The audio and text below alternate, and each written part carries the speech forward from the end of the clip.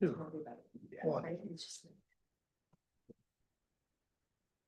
evening and welcome to the Scarborough Board of Education workshop. The date is Thursday, November 20th, 2025.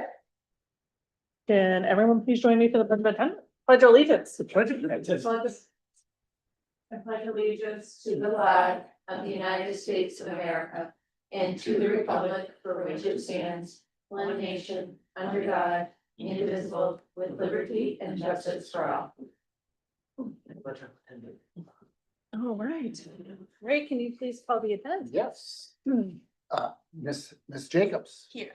Mr. Kelleher. Here. Ms. Lindstrom. Here. Ms. Mauer. She's absent. Mr. Rockenstein. Ms. Tarpinian. Here. Mr. Pini Huff. Here. Ms. Ruskina. Here. And Ms. Claret. I think she's absent as well. We just saw her, so I don't know. She might be just running a few minutes late. Yeah. So. All right, thank you. Agenda item 4.0 is new business. 4.1 is the school board protocol review. So this is just something annually that we look at. It's our board operating protocols. Essentially the way in which we are going to conduct ourselves. Essentially, that's what they are, how we're going to show up and represent Scarborough. So there is, if you look on our website, there are 13 current operating protocols that we've been using since last year. So we'll just start at the top, and what we're doing is looking for any edits, any changes, anything that we want to add, anything that no longer serves us and that we want to take out. That's our work tonight. All right, so the first one, it's the board, it says the board will represent the needs and interests of every student in our district. We will stay flexible, endeavor to meet the needs of every student while advocating for adequate and appropriate resources. I'm wondering, would it be helpful if someone did a screen share so people Sure. could see what we're talking about? I Yeah, just know, right, like not everyone is an auditory learner. So that might be helpful. Learn so good. let me see, I can share, except I'm gonna need to take notes. We want to do it from there. You want me to take that? Yeah, can we do it from there? It's just, Oh, we can check it. See, brother was here. Huh? Hmm? I live in Sunny's Vale. No, she won't guess. I word splash.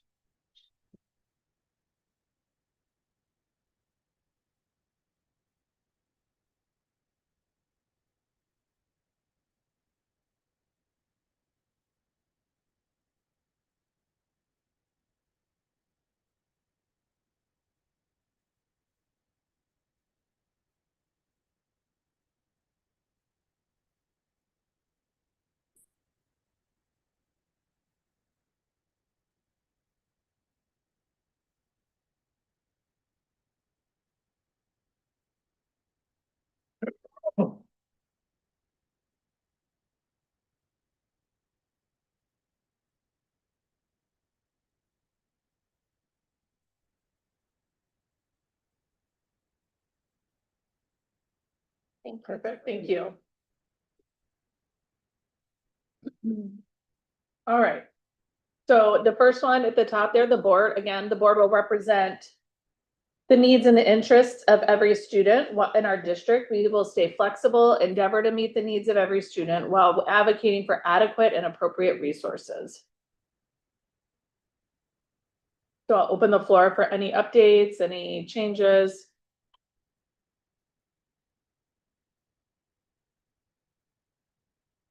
I think it's important that we are centering students first in our protocols. I think that's the right direction. I think that's exactly where our focus should be, and I like the fact that it starts there. I like this protocol. I don't see any need for any changes. But I do really support starting with our focus being student centered, because I think that's our mission, that's our goal, and I think having it right up front makes that really clear. Yes.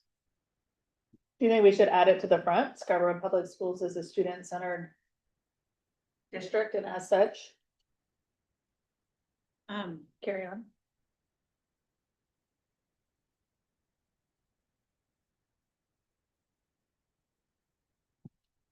That is. That is stated in other places. I mean, I'm not opposed to that for sure, but. Hopefully that comes through.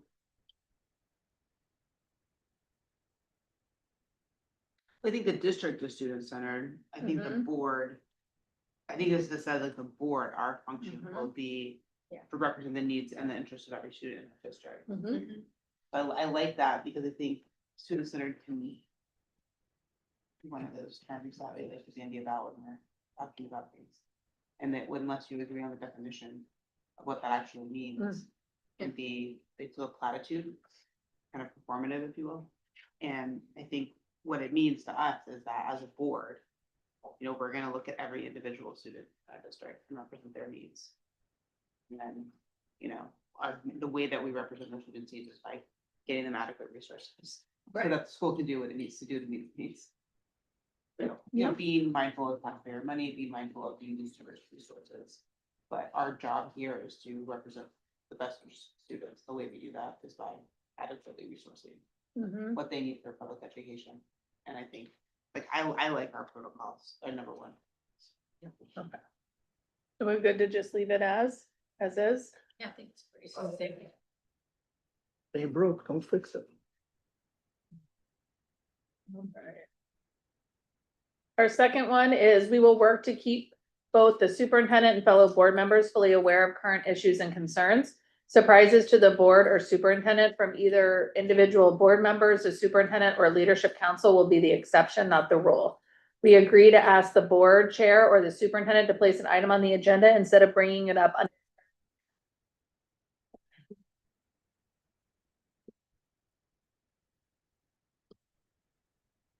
Feel that's. Feel appropriate. And still represents what we. Discussed wanting. From the support. Mhm.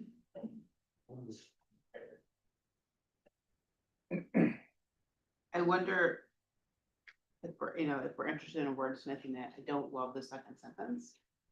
Which surprises, I like the spirit of it and the intent of it, to be clear, I don't, but it sort of surprises should be the exception, not the rule. Sort of, I don't like throwing kind of that, expression in there, if you will. And so, you know, if we were interested in wordsmithing it, I would eliminate that second sentence and actually put that sentiment at the end. So it'd be like, we will work to keep both the superintendent and fellow board members fully aware of current issues and concerns. In the second sentence, I think should be, we agree to ask the board chair or superintendent to place an item on the agenda instead of bringing it up next meeting. And at the end, I think we should say something to the effect of, you know, no member of the board or the superintendent and board agree, not to, you know, to share information in a forthright and manner, in a forthright and timely manner, allowing. You might hear the voice going up to another. Huh? Might hear the voice go up to another. Oh, is that from Final Cut? Yes. The exception, not the rule. I know that group, but I never Allow see it in the movie. time from this thing. I know, like, David? the date. Oh, the date, yeah. like, that was a surprise for work, not one. Oh, Within an hour of the board meeting. Everyone's gonna be home for Thanksgiving? everyone is coming home for Thanksgiving. It's timely, you must. Um, Do you have to go down to Long Island? no, he's The different. idea that. To retrieve? People Going north? No, he's busting in. Otherwise, what's that? Oh, Concord Drilling. They actually, the school provides. for the pop- Information, the timing of information in order to harm another person's ability to do it. Or not say it better. Honestly, just cutting that sentence and putting it at the end of the paragraph works really well as well.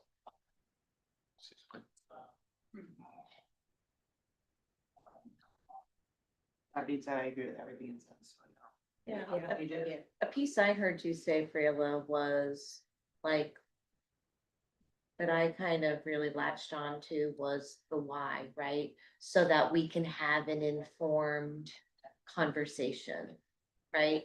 And be prepared for those. And again, I think a lot of these protocols, some of these protocols are remembering historical context that is not a current situation. Correct. But it's also something that is a fact. What has happened. Yeah.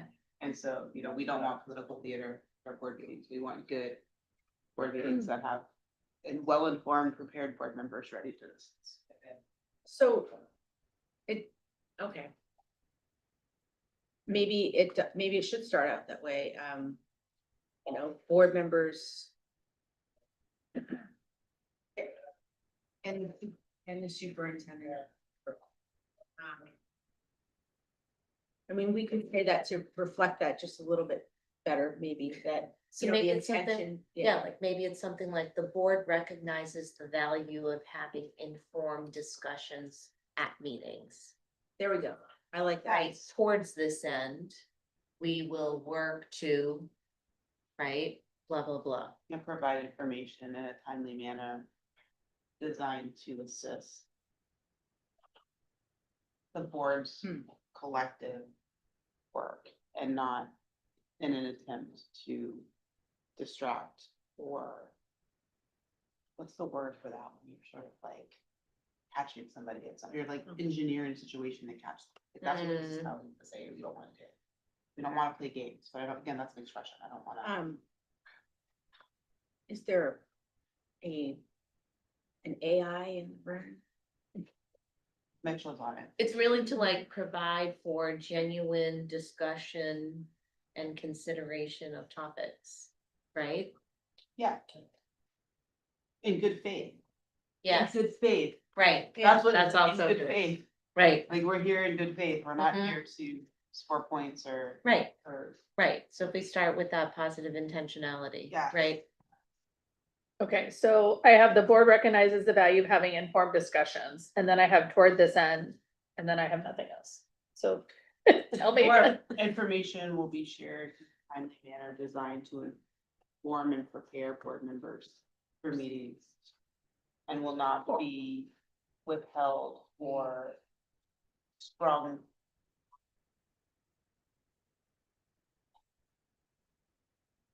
Well,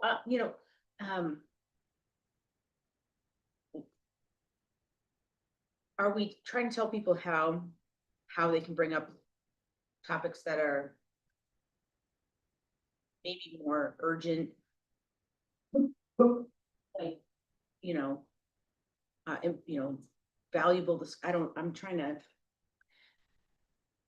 articulate what I'm trying to say. Are we trying to say like issues that arise that need a discussion should be presented to the school board chair for future or, future board meeting or? In the operations committee in the call, I they said guess about what are we core doing? laws. And I was told Nick, I'm telling the guys, I'm like, that's not Portland, I don't think. I think that's Scotland. Really? I think that's something to do with septic. Yeah, sure enough, you sent the email like an hour later.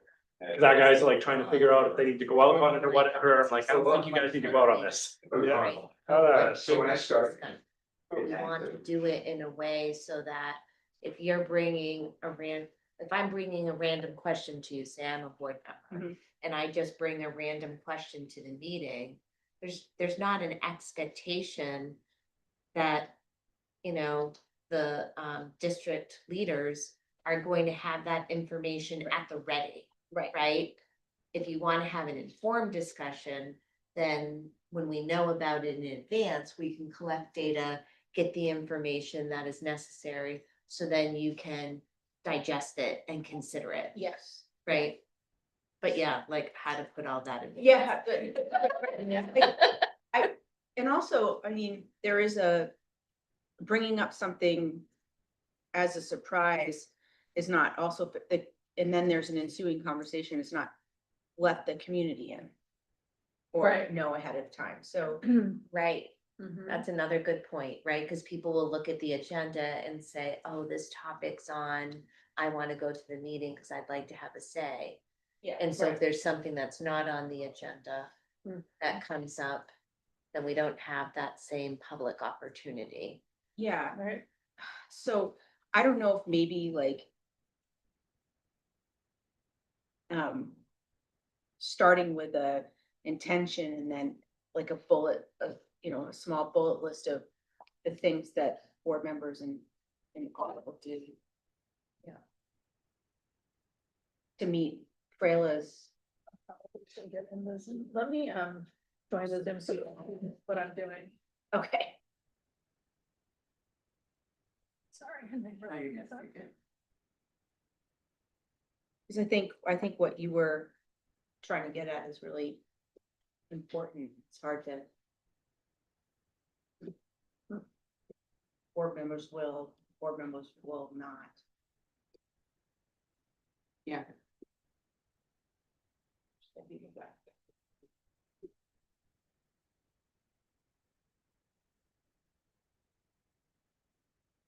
Awesome. Oh, hello.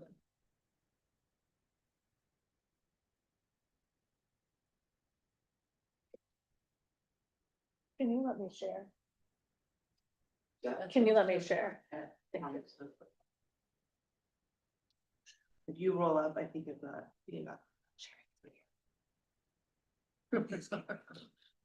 She said something about. Like, making sure it's. Of course, approached early so that the public is informed as well. You, Diane. Yeah. Do we wanna make that part of this goal as well, or? You mean like, topics are brought forward with intention. In a. With, the same process. I think is maybe what you're trying to say. Like, so everybody is. But then we have the next one is the stakeholders. Involvement, so. It kind of gets into that. How about will be, instead of withheld, will be shared in advance. Is there any way you can make that bigger? Yeah. Yeah, I get it, it's like, Sorry, I have, Glass. some of us have older eyes in the room. Not me, of course. I'm just thinking about the needs of others. there we are. That's a giver. I appreciate it. Thank you, John. That's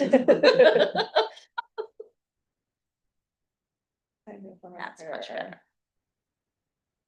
I don't think we need to say this, it's. board meetings, right? Prepare for meetings and will be, Superintendent. Will be shared. Current issues, so everyone's. And information will be shared. Meetings and. How about shared in good faith? In advance. okay, be shared in a timely manner, comma, this, right? Listen, information will be shared in good faith. Like added on to this? Yeah, no, like. Is it Oh, information or is it request for information? It's all. Well, it's both, yeah, Right. right, yeah, there's like two, we maybe need to.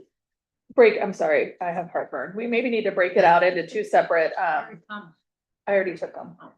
Operating protocols, that might make more sense, you So know, what would the two operating protocols be? well, you've one got the for- sharing information and you've got the request for board meeting agendas. I mean, we can keep it in one, but there's two Yeah. concurrent things going on in No, this. no, we should break it up. We should have Protocol. one thought per protocol. So the board recognizes the value of having informed discussions, because then information was shared in good faith and ahead of time to the extent possible. I mean, I think that's ahead of time to the extent possible. That's. yeah, to the extent possible, that is in compliance with public meeting. Laws anyway, right? Point to that. In advance, set of time, like. In advance. And then take away manner. To the extent possible. Yeah, okay, that's good.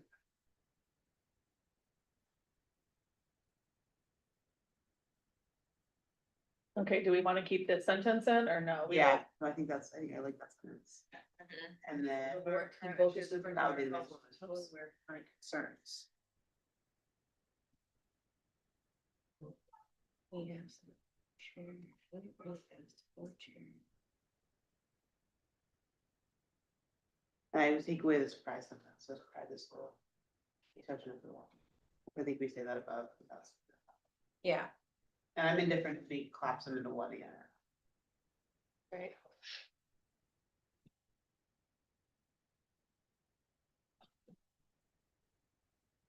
Is that good? I think so.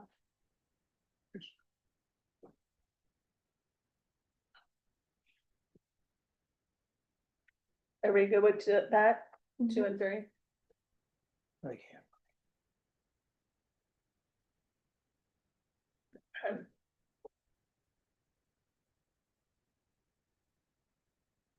Okay. Is happening. That's, oh my God. Ooh, it's very. Okay, but yeah, my dinner was a little spicier than I thought it would be. If you press Control Shift B, it will paste it to the format the rest of the documents. in. Oh, yeah, thank you for that. Control Shift B, okay. Hopefully I'll run that for now, I'll try for next time. Okay, here's the fourth. The board values direct input from stakeholders in the decision-making process.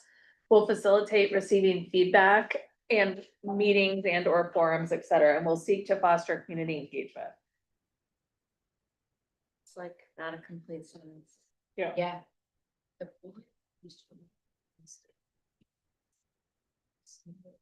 Wonder, I guess going back to what we were just If talking it's a about list. upstairs, like removing barriers for people to be able to participate in discussions, if Yeah. that's, I don't know. That, That um, somehow, I'm not a wordsmith though. um.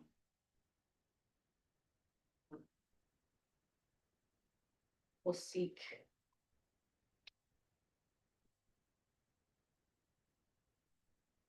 Is it like the first line and will seek opportunities that foster increased community engagement? There we go. Yeah. Get rid of the middle part, Yes, I like that. that. what's the middle part? Will facilitate receiving feedback, meetings and. Yeah. Yeah. Yeah, that's just like extraneous, right? Yeah. Okay, That's much better. what about defining stakeholders? I mean, we know what it means, but From the community, Mhm. Well, Yeah, is Uh, stakeholders in the community the same thing? Sorry. I Yeah. I feel like the community would be more clear though. As But opposed to is- stakeholders, because do are we those use the same? stakeholders elsewhere? Are they the same? well, sometimes the stakeholders are the community, sometimes they may be teachers. Sometimes it may be parents. Right. Or kids? Our kids. Some, right, I mean, But aren't they technically all- Not everybody's in the Yeah. community, that's a stakeholder. or I mean, if you, I wouldn't want, I would, Of the school and grade. Yeah, because, yeah, yeah. from. Do you want me to say including in the school and, or just, or take instead out of stakeholders? Input from all stakeholders, the school and the community. For members of the school and greater community. I think people are gonna figure it out.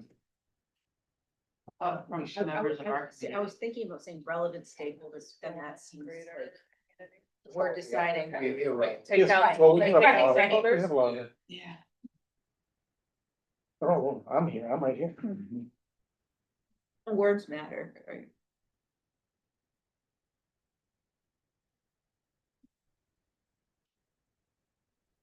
Okay, How's that sound? I like that. Does that get what you were trying to say? Okay, perfect.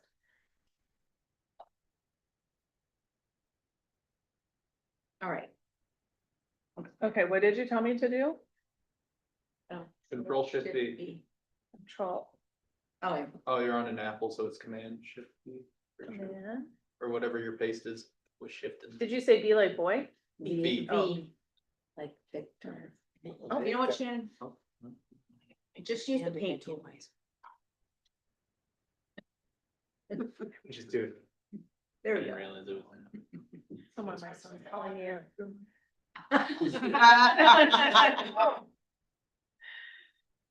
All right. All personnel complaints and criticisms received by the board or its individual members will be directed to the superintendent. While the board is eager to listen to its constituents and staff, each inquiry to individual members of the board is to be referred to the person who can properly and expeditiously address the issue or to the superintendent. Mhm. Board members agree that significant feedback obtained on an individual basis will be shared with all other board members. I think we can combine sentence 1 and 2. Like, while the board is eager to listen to its constituents and staff, all personnel complaints and criticisms. Yes. Yeah, you see what I mean? Yeah, that's more succinct. Yeah. Yeah, shit.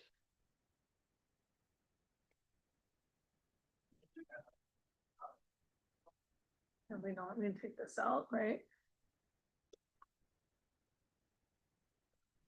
Like that? Will be referred.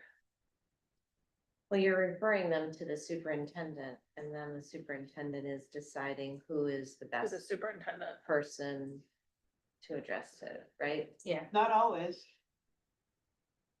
Not always. Oh, yeah. Sometimes if someone's like, I have an issue with my coach. Wouldn't you just, I would point to the policy and be like, go talk to the coach. Yeah, no, that's a good point, yeah. Cause sometimes I wouldn't want them to Yeah. go to you, Yeah. I want them to go to the coach. Yeah, so Like, maybe the we lowest level. should, Yeah. maybe we should cite the policy. Yeah, there's a really clear policy, well. Yeah, I could KE. change We're the gonna, policy. right, we're working on updating it, but it's policy KEB, I Yeah. believe. Yeah. Yes. It is. And that's the, like, it's the lowest level that it can be, Right. if you can resolve that, so. Yeah, that no, chain of I command- actually love that, Prela, because we have a policy that directs that already. Will be, okay, all personnel complaints and all. That's KEB. Yeah, I'm trying to think of how we say this. While we're eager to listen, all personnel complaints and criticisms. That's not what's being referred, it's the complainer. Yeah, Right. So but I don't wanna say if you complain, you know what I mean? Like, how do I? So we may listen, but board members will always lean on, maybe that's not the right word, but lean on the Direct. policy that directs. I think we use Right, the so policy the- language, the policy language is actually really good. There'll be, so all personnel complaints and criticisms will be addressed via policy KEB. Yeah, or like Or right, something the like that. line in KEB that I love so much is that complaints will be referred to the proper school decision maker for resolution at the lowest possible level. Mhm. Like, I love that phrase Mhm. in that policy, Yeah. like, I really like it. And I think we could say that and then we can Yeah. reference the policy, but like, all personnel complaints, criticisms will be addressed. Or will be referred to the proper school decision maker for the resolution at the lowest possible level. Like literally that line. Per policy. Per policy, yeah. Okay, and you could link it. I think that's when we talk about our policies, talking about each other through the documents, that's what we're Mhm. doing. Yeah, so, It's like, So that's, okay, yeah, there we go. I mean. Yeah. And maybe that's kind of a good point. Maybe we want to say as a board, we value having strong policies and following our own policies, as well as strengthening them when necessary. I don't think we have to say that, Billy. I think the way that we say that. Yeah. Is like, I know on the policy committee, it's an intentional act, but Mhm. it's taking the mission statement, it's taking that language from the mission statement and putting it into your policies. And putting your policies and its mission statement language into your Right. website, So they're, And have- right, into the document, so all the documents are talking to one another and they Mhm. all reinforce the same message. Yeah. If you wanna change the message, that's fine, but you like, Right. instead of having different drivers and different things going in different directions, it's really. Like I said, like sewing, it's literally like sewing together our policy, our mission, our protocols, our goals. All of it ties together because they're all driving the same thing, which is our strategic planning document. which is called something different, and I did find it, it's under the superintendent page.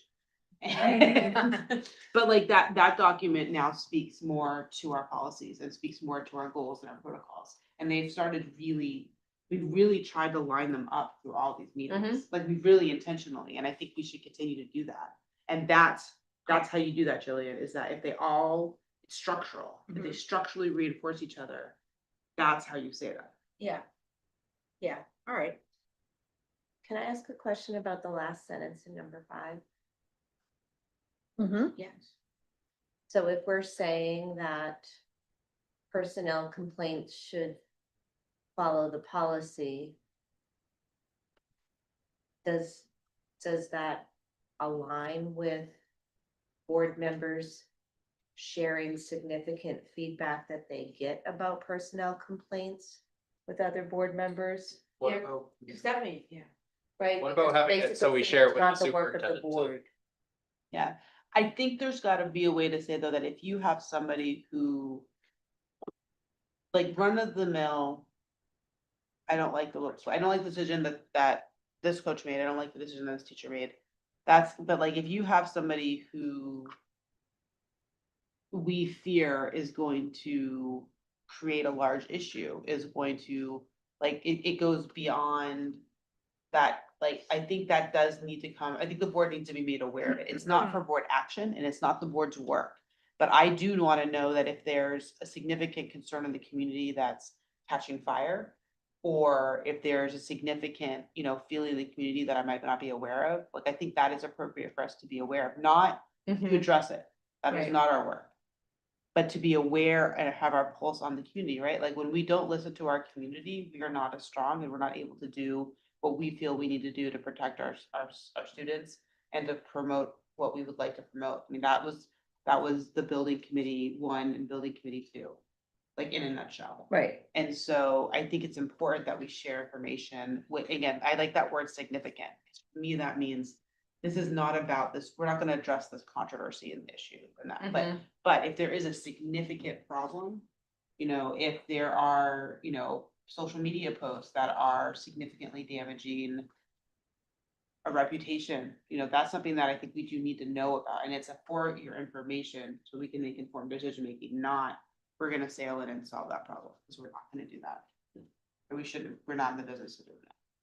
Does that make sense? And if there's a better way to phrase it, I'm for that, because it does sort of. Yeah, Take away from what we're saying in that first sentence, Yeah. right? It doesn't seem to support it.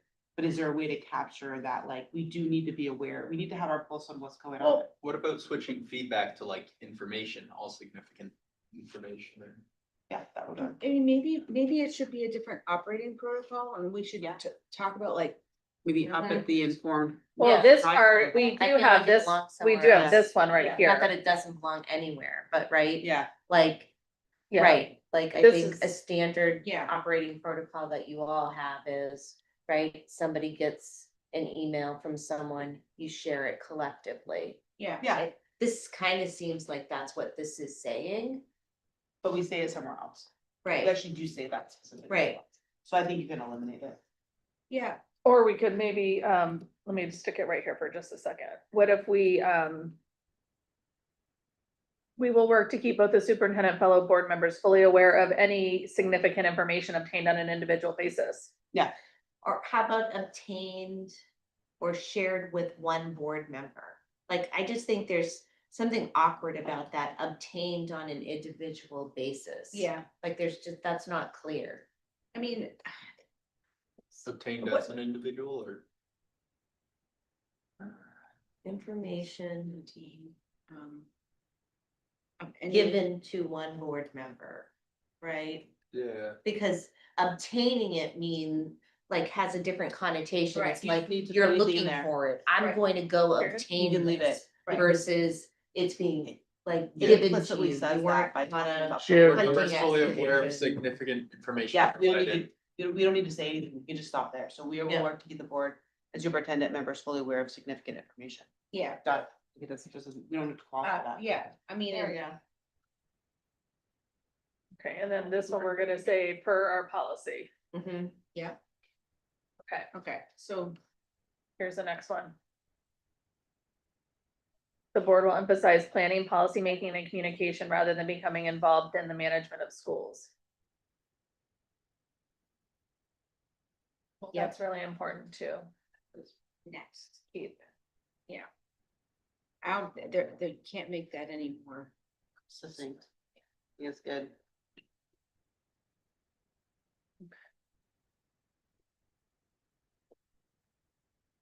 Number 7 is also a policy. Say it. That is a policy. It I don't is. know that one by heart. Number 7 is a policy. Yeah, Are you you know, the ready? letter. I don't know the letters by Letters heart of- on this You one. grab it. I know a lot of the letters, not this one. So perhaps, Hold on, I'm just going to grab the policy. The board will It's under make the- goals and yeah. ordinance to policy.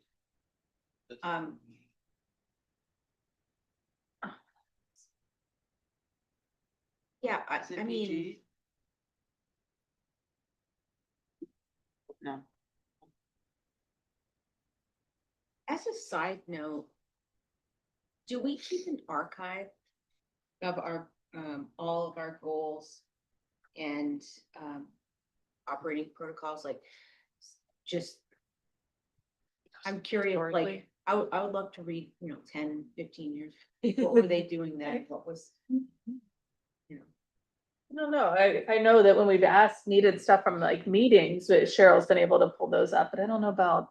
Oh, yeah, Cause it's in the shared drive, we have a folder that has all of that information under the school board. I don't think so, I was looking around for it, but like, CBI is evaluations. That's different, yeah.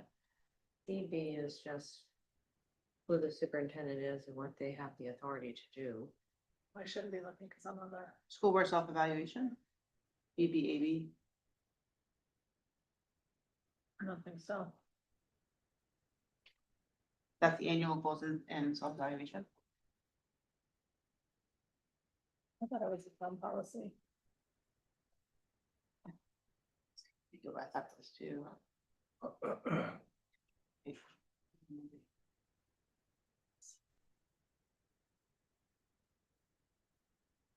Well, I guess per the evaluation would be, It's in the self-evaluation is that you establish annual goals. what is the self-evaluation? It's BBAB. Annual self-evaluation.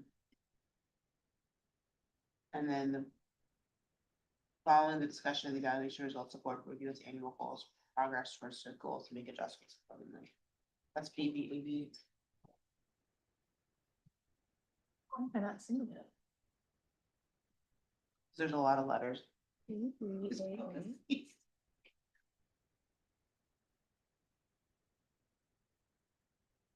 Are you saying BD or BB? Oh, no, because it's out of order. It's not alphabetical. Keep going. Oh.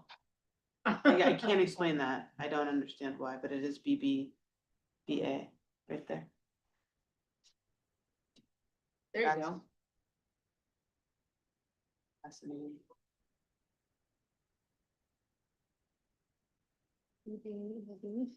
And then DG is board policy development. It's talking about establishing goals.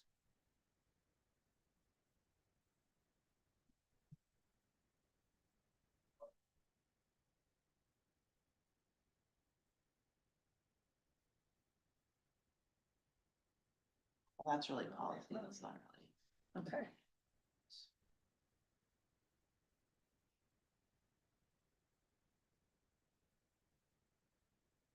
Cool. Does that look good? Yep.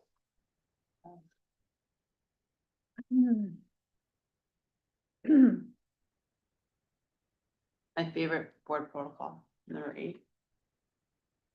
Oh, well, we're not there yet. So.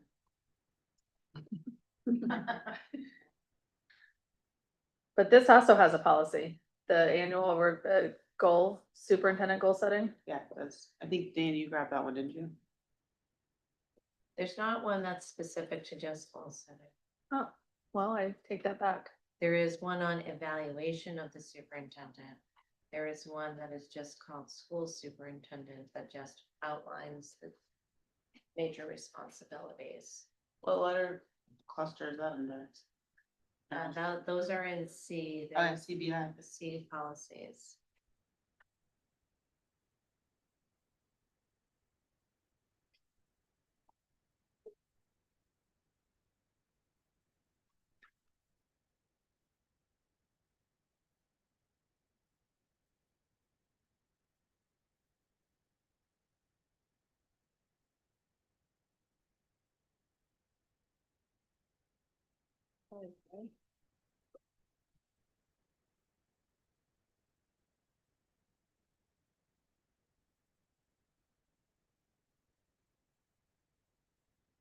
I'm just gonna change the school district to be Scarborough Public Schools.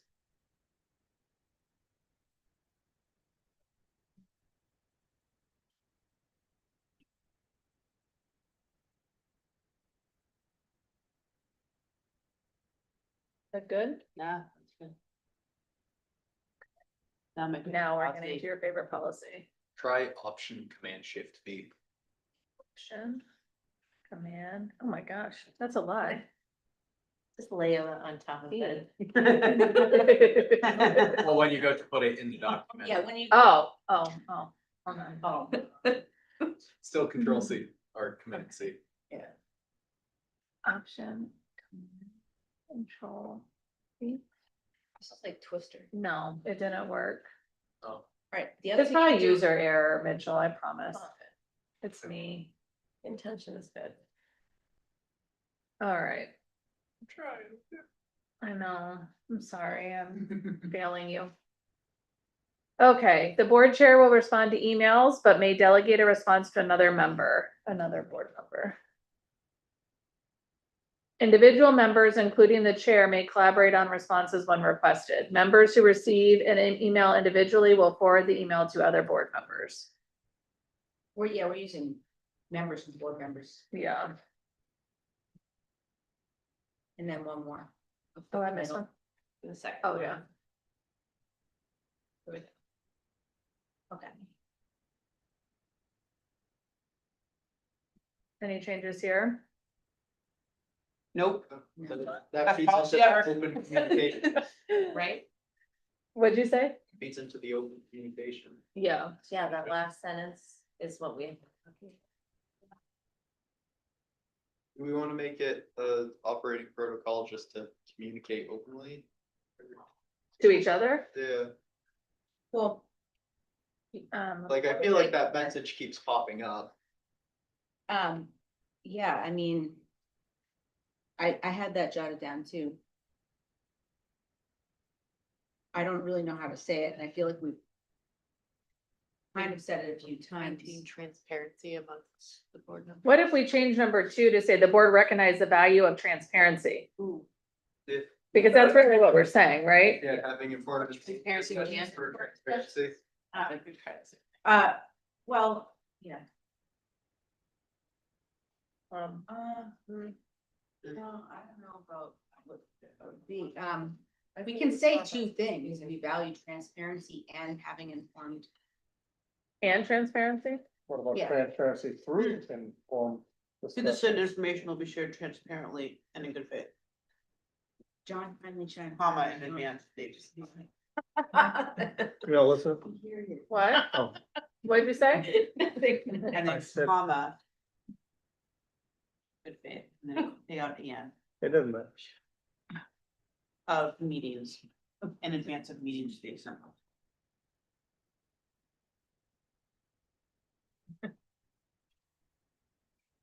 There, that get to what you want. No, I want it my way. What was your way? I didn't hear you. Oh, I Sorry. could, transparency through informed discussion. I like that.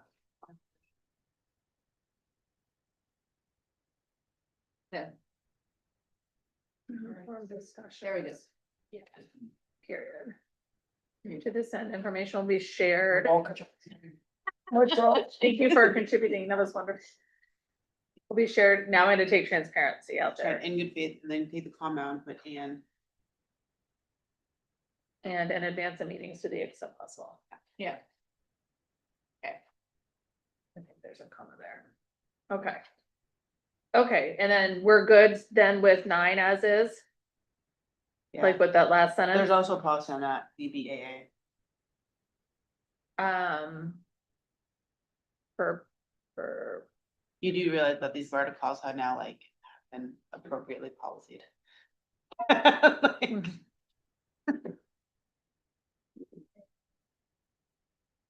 Oh, boy. did you say BBAA? BBAA. Board member authority, Board member Responsibility.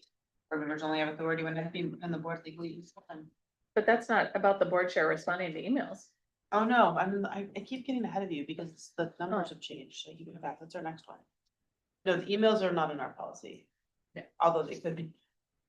We could do our own We only policy. need so many policies. We need more policies, I think we No. need more policies. No. Oh, my God, we were just talking about how many. I can now. think of one we don't need. No, so. no, no. We're gonna add that, we're gonna add very shortly. You should make a policy to make more policies. We have that policy. We have a policy on I making think we policies. should have a finite number. Yeah, policy to say- You can't add one, so you take one away. Like buying clothes. Yeah. It's a closed universe. Oh, that's funny. All right, is that good? Yeah.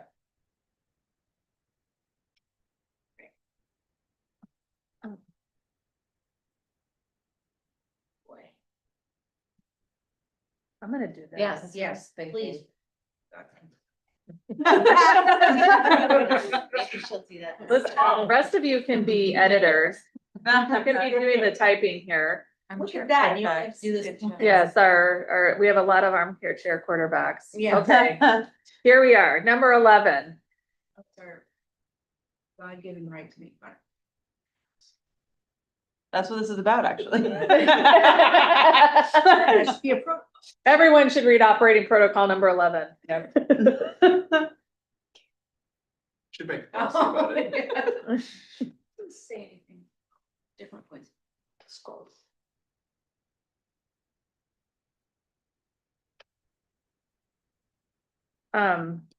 While debate and differing points of view are encouraged. Yeah, because Parent we debate. do encourage it. Mhm. While debate and differing points of view. All right.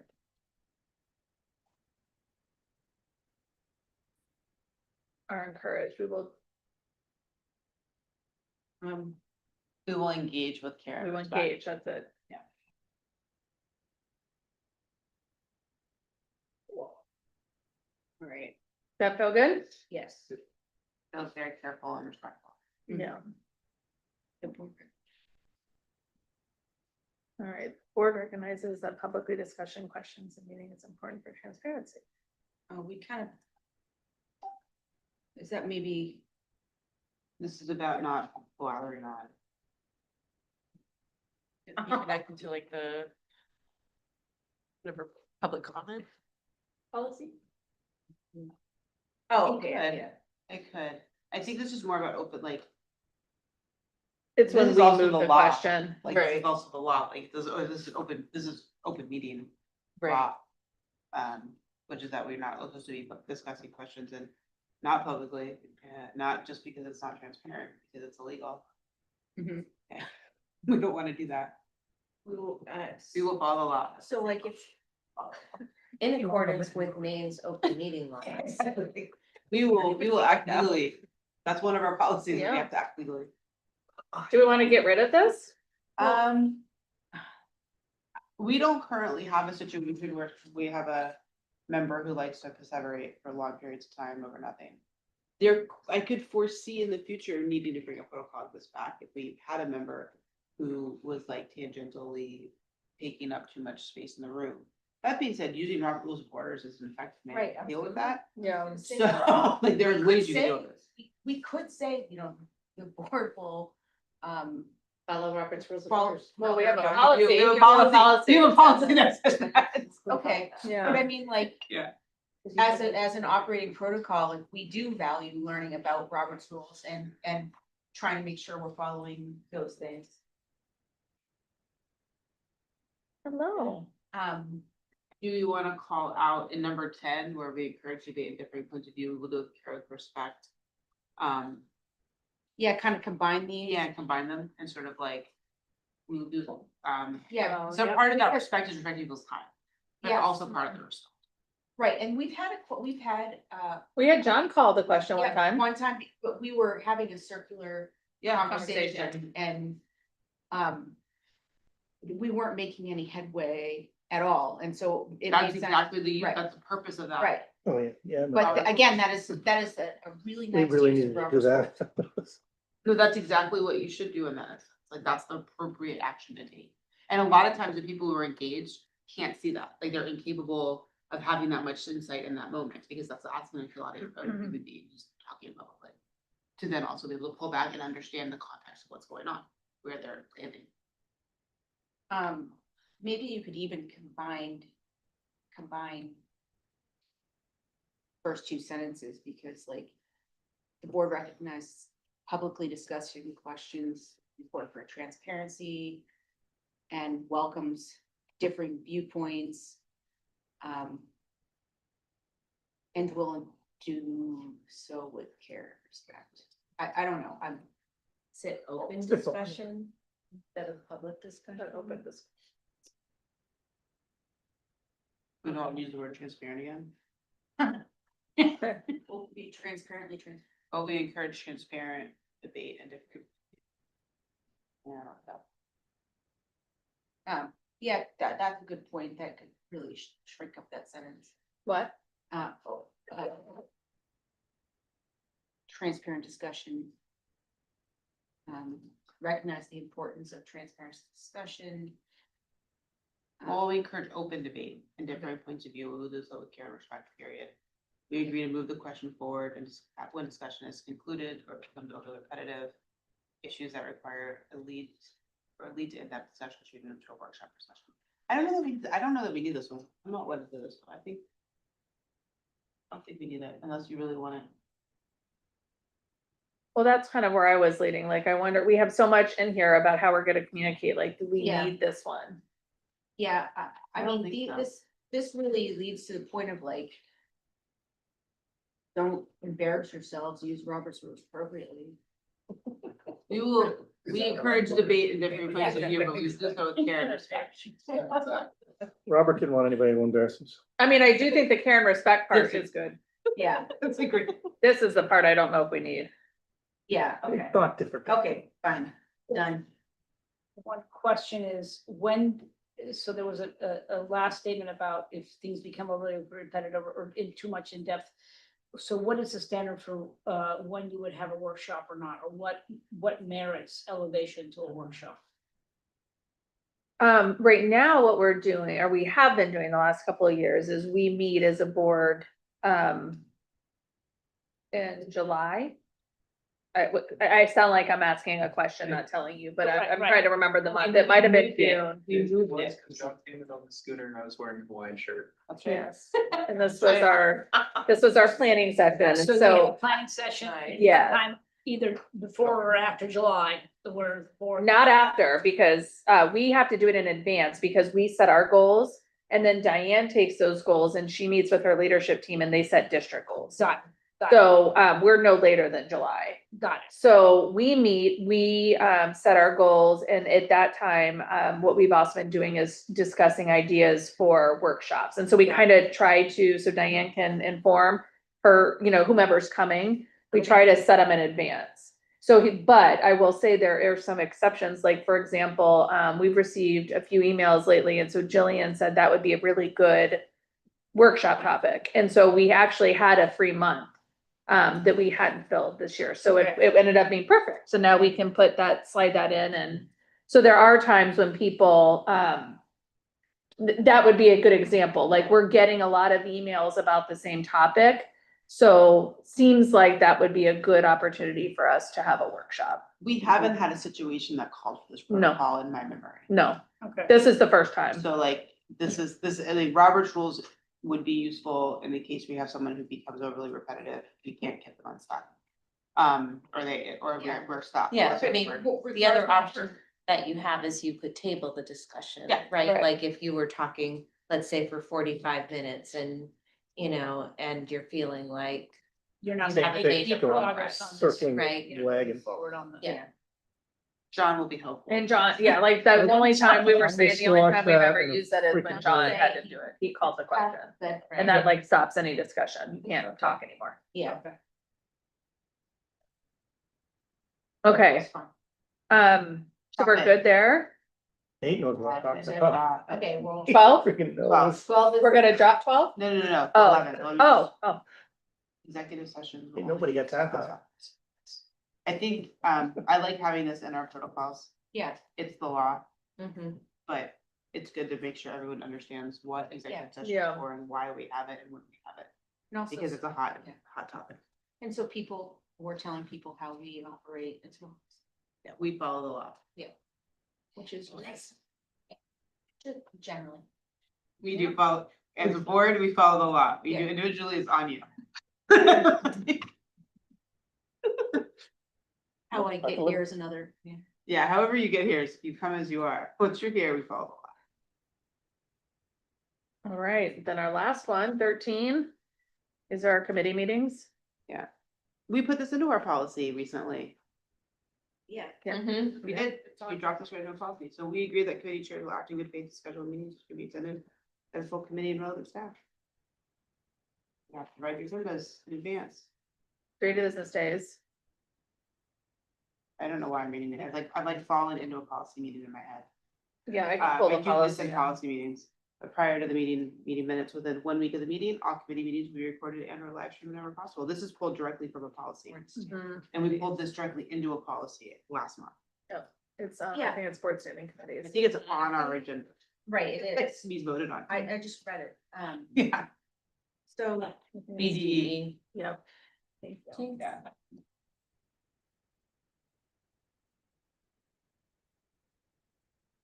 All right, where am I gonna say this? CBDE. See.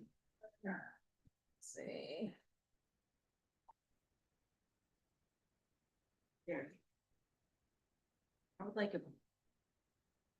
Hmm.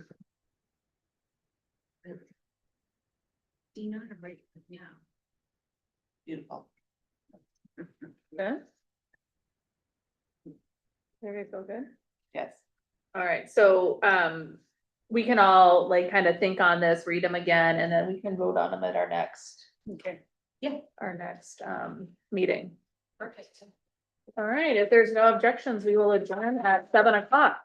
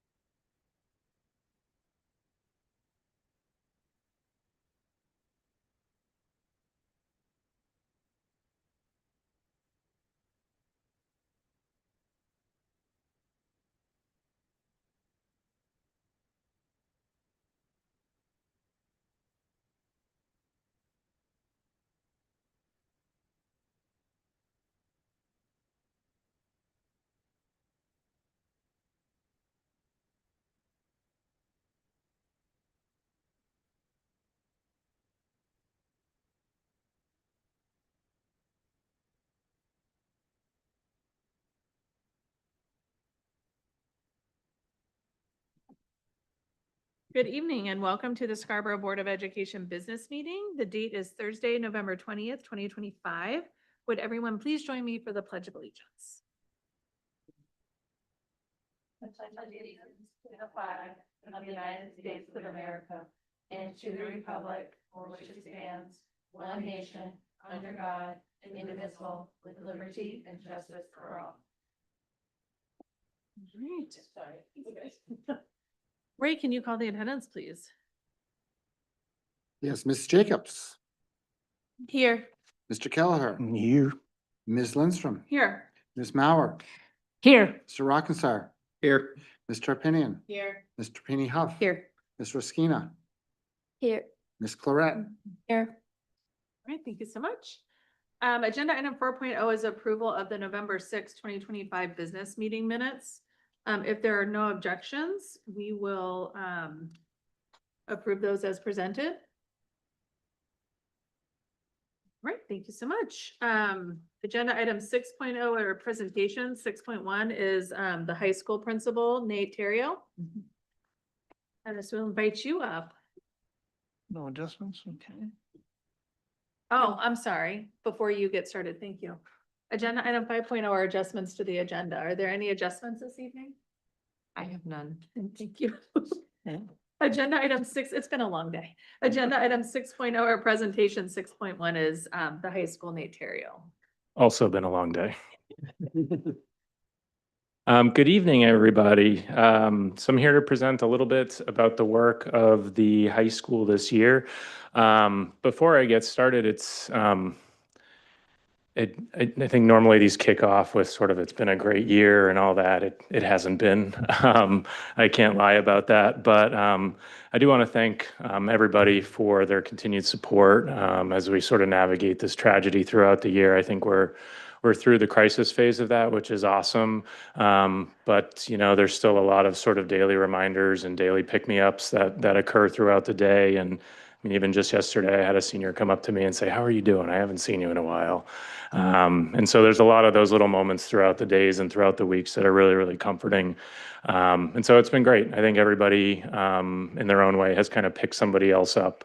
But I did want to thank the board and thank the central office team and the leadership council for all their support as we sort of continue through this year.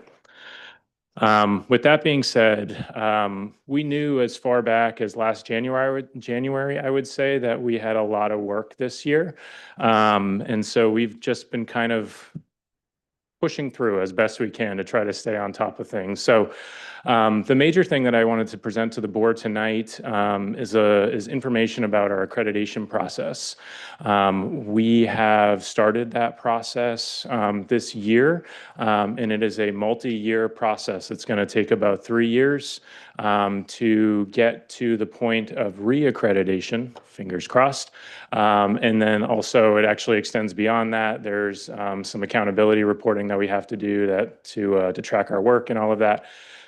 So given all of that, I felt like it was really important to just kind of educate the board tonight and also touch on a couple other projects that are ongoing at the high school this year. So you're going to hear me say the word NEASC tonight. I don't know if anybody knows what that is, but it's a very little bit of a swear word at times, depending on where you are in the process. So NEASC stands for New England Association of Schools and Colleges. It is the accreditation organization that we have worked with at Scarborough High School for a long time, at least 3 rounds of accreditation. And keep in mind, accreditation is a 10-year, happens every 10 years. So when I say we worked for them for at least 3 rounds, that takes us all the way back to the early 2000s. And I think I've seen a report earlier than that. So we've been working with NEASC for a really long time. I kind of wanted to start at the beginning here with a couple of questions. So why accreditate? If you're out there wondering why go through this process, accreditation it's a really important process, I would say, for a high school to have. There are communities throughout the region and throughout the state that I think sometimes have hard conversations conversations about whether this is worth the investment. As an educator, I feel the accreditation process has a lot of value. It externally verifies that we meet high educational standards, and then it also communicates to our community that we're a reputable organization, that our students are graduating having met high standards. And I think there's a lot of value in that, even though it is a ton of work.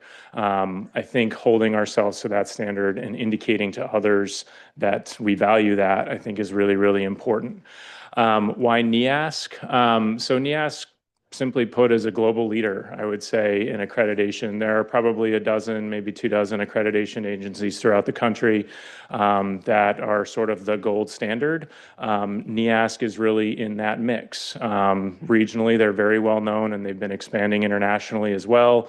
They're a recognized leader in this. That means we're being held to a high standard, but again, that's something that we embrace. And it's a process that we know well. We're familiar with them, they're familiar with us, and I think that relationship really enhances the work. So even though it's a high bar, we're happy to try to meet it. Next slide, please. So what is that framework that we're working with? So this has changed over the last decade. I think NEASC has done a little bit of reflecting. I would say probably since 2015-16. It used to be a 7 standards process, and there were additional. They didn't call them principles of effective practice. I think they called them competencies or something of that sort. But there used to be a lot more of these baked into those 7 standards. And quite frankly, in talking with NEASC over the summer, I think one of the improvements that they've made, which I really appreciate, is that the culture of the process really became compliant driven. It was really about, can you be perfect? For when NEASC came. And so a lot of times schools would spend, a couple of years preparing for this, getting ready. You'd produce like 150-page report saying we had done all the things. NEASC would come in and say, we don't think you've done all the things. You better do all the things for next time. And you'd have to sort of talk to them about, over the course of this, you write a 2-year report, a 3-year report, some special progress reports, a 5-year report about how things were going. And I think they've started to reflect on whether or not that process is a good one for schools. They are much more growth oriented now, which I think is a really, really good thing, because to think that any school is going to be, even high functioning schools are going to be perfect, I think is an impossible standard to meet. So they're really focused on a school improvement, school growth model, and trying to help schools move in that direction, identifying areas of growth and things of that sort. And when we report out with them this time around, what they want to hear is, what goals did you set to address that? And how did you do that? Not, did you paper over this? Or did you quickly assess all the things we gave you to, or did you quickly address all the things we gave you to address? I think that process has a much greater chance to get much more traction in schools. And it meets schools where they're at, which I think is a lot better for us. So in terms of what the framework is, there's 5 standards to it. They're all focused on, in some way, shape, or form, on learning, which I think is really important, because after all, schools are learning organizations. So standard 1 is really focused on learning culture. Standard 2 is focused specifically on student learning. That one, you'll notice, has the most principles within it, which I think makes a ton of sense. Standard 3 is professional learning. So that's the learning that we're doing with our staff. How well organized is that? What impact does that have? Standard 4 is learning supports. Those are things that relate to, what do we do when a student maybe isn't learning as we expected, or in a way or at a pace that we expected. And then learning resources is really a standard that in the old model, they just focused on facilities primarily. Does the building, do the learning, do the other resources that are available there really support curriculum, programming, that kind of stuff. Within each of those, because if you've done the math, that adds up to 32. Within each of those are 7 what they call foundational elements. That brings us to the 39 total. Those foundational elements are really yes or no, gotta haves, non-negotiable. If you don't have those elements, those are things you have to be working towards. I think for the most part, those are going to be things where we do okay. And a couple of examples there, like the school has intervention strategies designed to support learners. That's something we can say yes to. The school site and plant support the delivery. Sorry, I'm struggling to read that, and I don't have it memorized. But the delivery, I think, of curriculum, I think we can say yes to that. And then from there are other standards that say, okay, you've met this bar where it is, how high above that bar do you think you go? But those foundational elements are really important because, again, they're going to help. I mean, we'll be okay, I think, for the most part with those. But those will help a lot of districts around the state who maybe struggle with facilities upkeep or things of that sort. So I think we're really lucky in that as I read those foundational elements that we're going to be okay and we can spend more of our time focusing on the other 32 of them. Next slide, please. So what are the steps? So as I said earlier, this is really a 3 or so year journey, depending on exactly how you count, maybe a 13-year journey if you want to go all the way to the next round of accreditation. But for us, this really started in January 2025. So last January, we got a notification from NEASC that said, hey, your accreditation visit is coming soon, and there's going to be some things you have to do between now and then to get ready for it. So January 2025, that really kickstarted our conversations. We started setting up structurally what that might look like. We really, as a leadership team, started looking into what the new process was. We spent a lot of time last spring ahead of any formal trainings to just familiarize ourselves with the new process, which was good. Again, the old process used to be a real monster. It was something that took a long time to get ready for. You kind of had to stop everything you were doing and marshal all your resources and attention to get ready for it. In our research, this process, this new process, these new standards feel a lot more manageable, which we're excited for. So May 2025, our steering committee, which consists of 4 members, we went a little small on the steering committee so we could spend resources, really spend our human resources in the standards committee work, which is really where, as you'll hear in a minute, a lot of it happens. The steering committee lends a lot of support, does a lot of design work, definitely does some report writing, but the bulk of the work happens in this, what we call self-reflection process. And that's where we really spent a lot of our human resources so that we made sure we had a good product. So this summer, May and July, like I said, there were a couple rounds of training. The steering committee met in May for an initial orientation to the new NEASC process. In July, we met with our liaison, Carl Johnson from NEASC, who's going to be helping us through the accreditation process and kind of serve as our go-to point person when we have questions. He spent some time with the leadership team, really talking about where did we think we were at, and just trying to gauge our assessment of where we might do well, what were some areas for improvement, and also provide some education to us about any clarifying questions we might have about the process.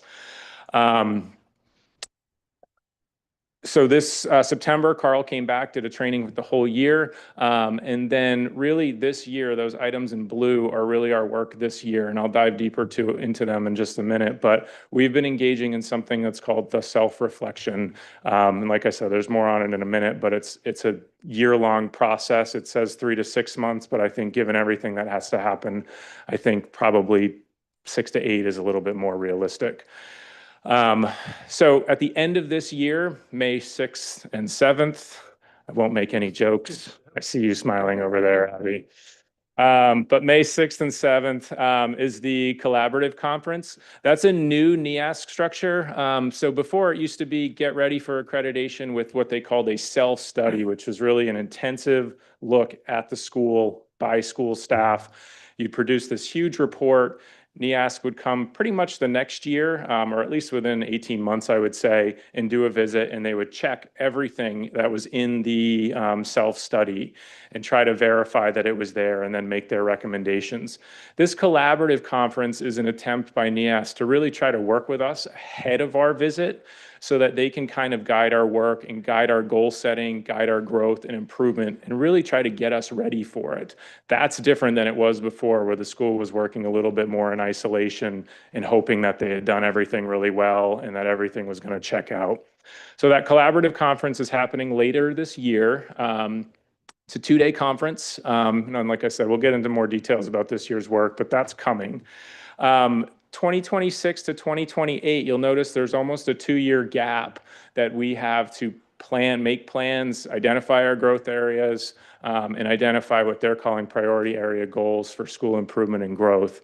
It's really exciting that in a way that this process is happening almost 2 or 3 years out so that we have a chance to really make gains in areas that we identify as needing growth.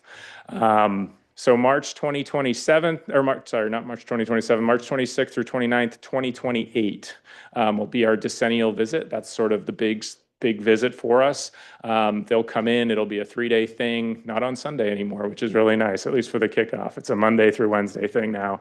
But they come in and they do a lot of spot checking. They make a lot of recommendations. They check in on how your growth is doing. They offer commendations too, which I think is really nice. That'll have a similar vibe, I think, to what it felt like in the past. But again, they're guiding us through it, which is a lot nicer.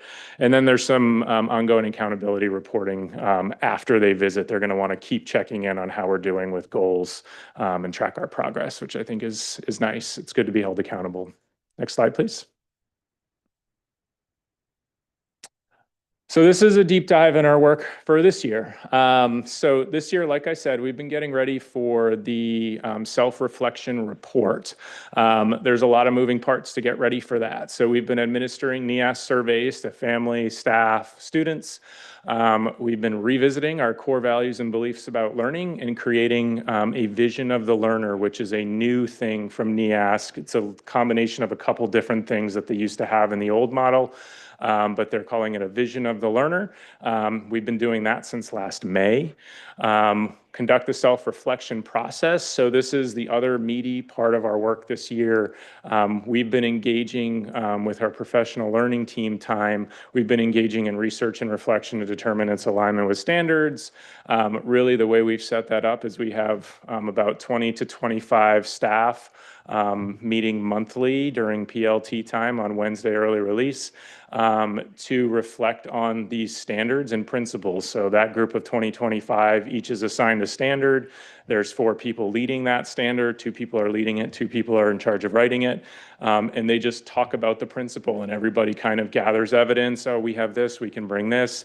It's all interdepartmental because we're really trying to find evidence that is most representative. One of the great challenges of the NEASC process is to figure out how widespread a practice might be. Is it not happening at all? Is it just in pockets? Is it consistently happening in most places? Is it happening across the board? Those are sort of the lines of demarcation and the rating scales that they give us. But that's a process that we've been doing now, and it's a really good, hard look in the mirror. Which if you're not doing with this NEASC, if you're not doing this with NEASC, you need to be doing it some way. But it's a great opportunity for us to really look at the process, look at our school top to bottom, all the way around, and just try to get a feel for what are we doing and how well are we doing it. And so that's a process we've kind of outlined. We're expecting that process is going to go. It started in September, and we're expecting it's going to take us until about March. And then when March rolls around, we really need to shift into finalizing that report so that it's ready for when NEAS comes. We're going to have to get it out to them, I think, sometime in mid-April.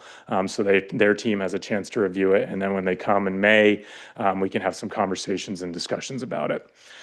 At some point, we're going to have to draft and approve. Like I said, we're in the process of drafting that. Those are really the 5 sections of the report that it has. So the steering committee is in charge of that school and community summary. As a school, we've really been engaging in that conversation around core values, beliefs about learning, and the vision of the learner. The steering committee will take that part 1, a look back. That's really a recounting of where we've been, NEAS says, in the last 3 to 5.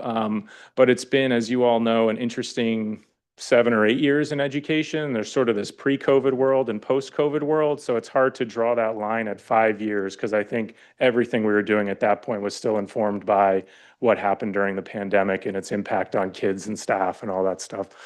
So we've really I've expanded that as I've kind of been working on it a little bit because I think we can tell a better story and give a better sense of where we're at and how we got there if we go a little bit beyond 3 to 5.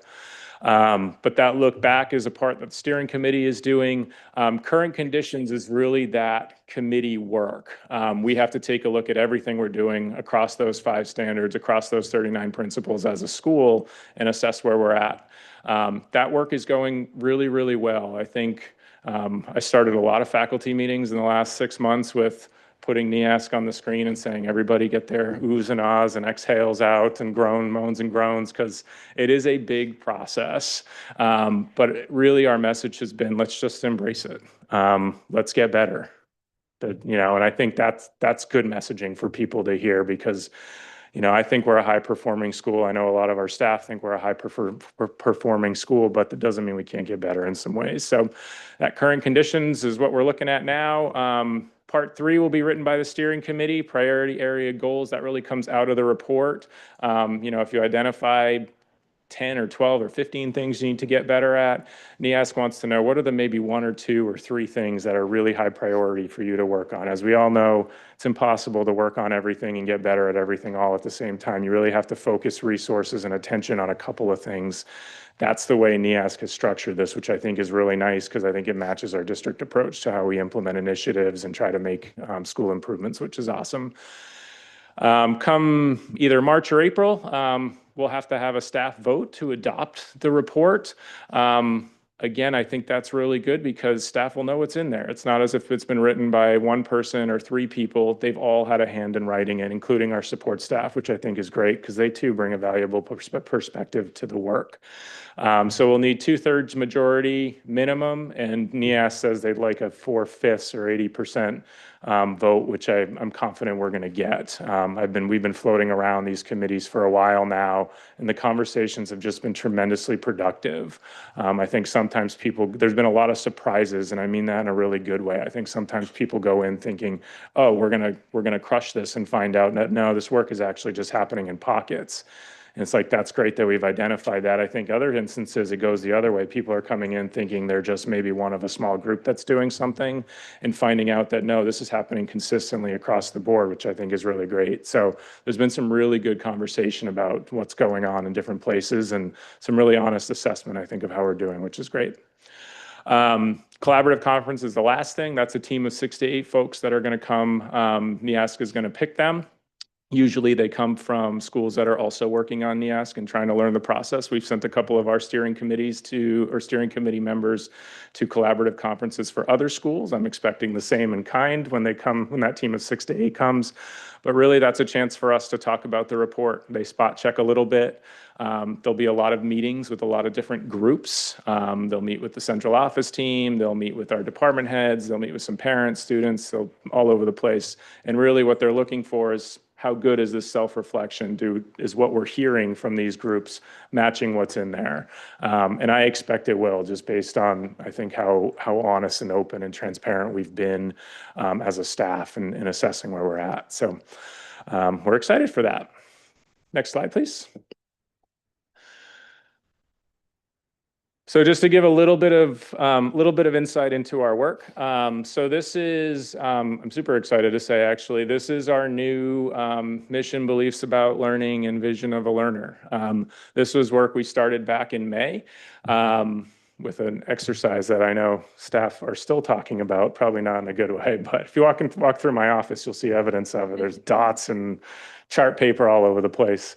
But at any rate, this is the product of about 5 or 6 months worth of work. I know it looks kind of nice, and that's great, but it took a lot of work to get there.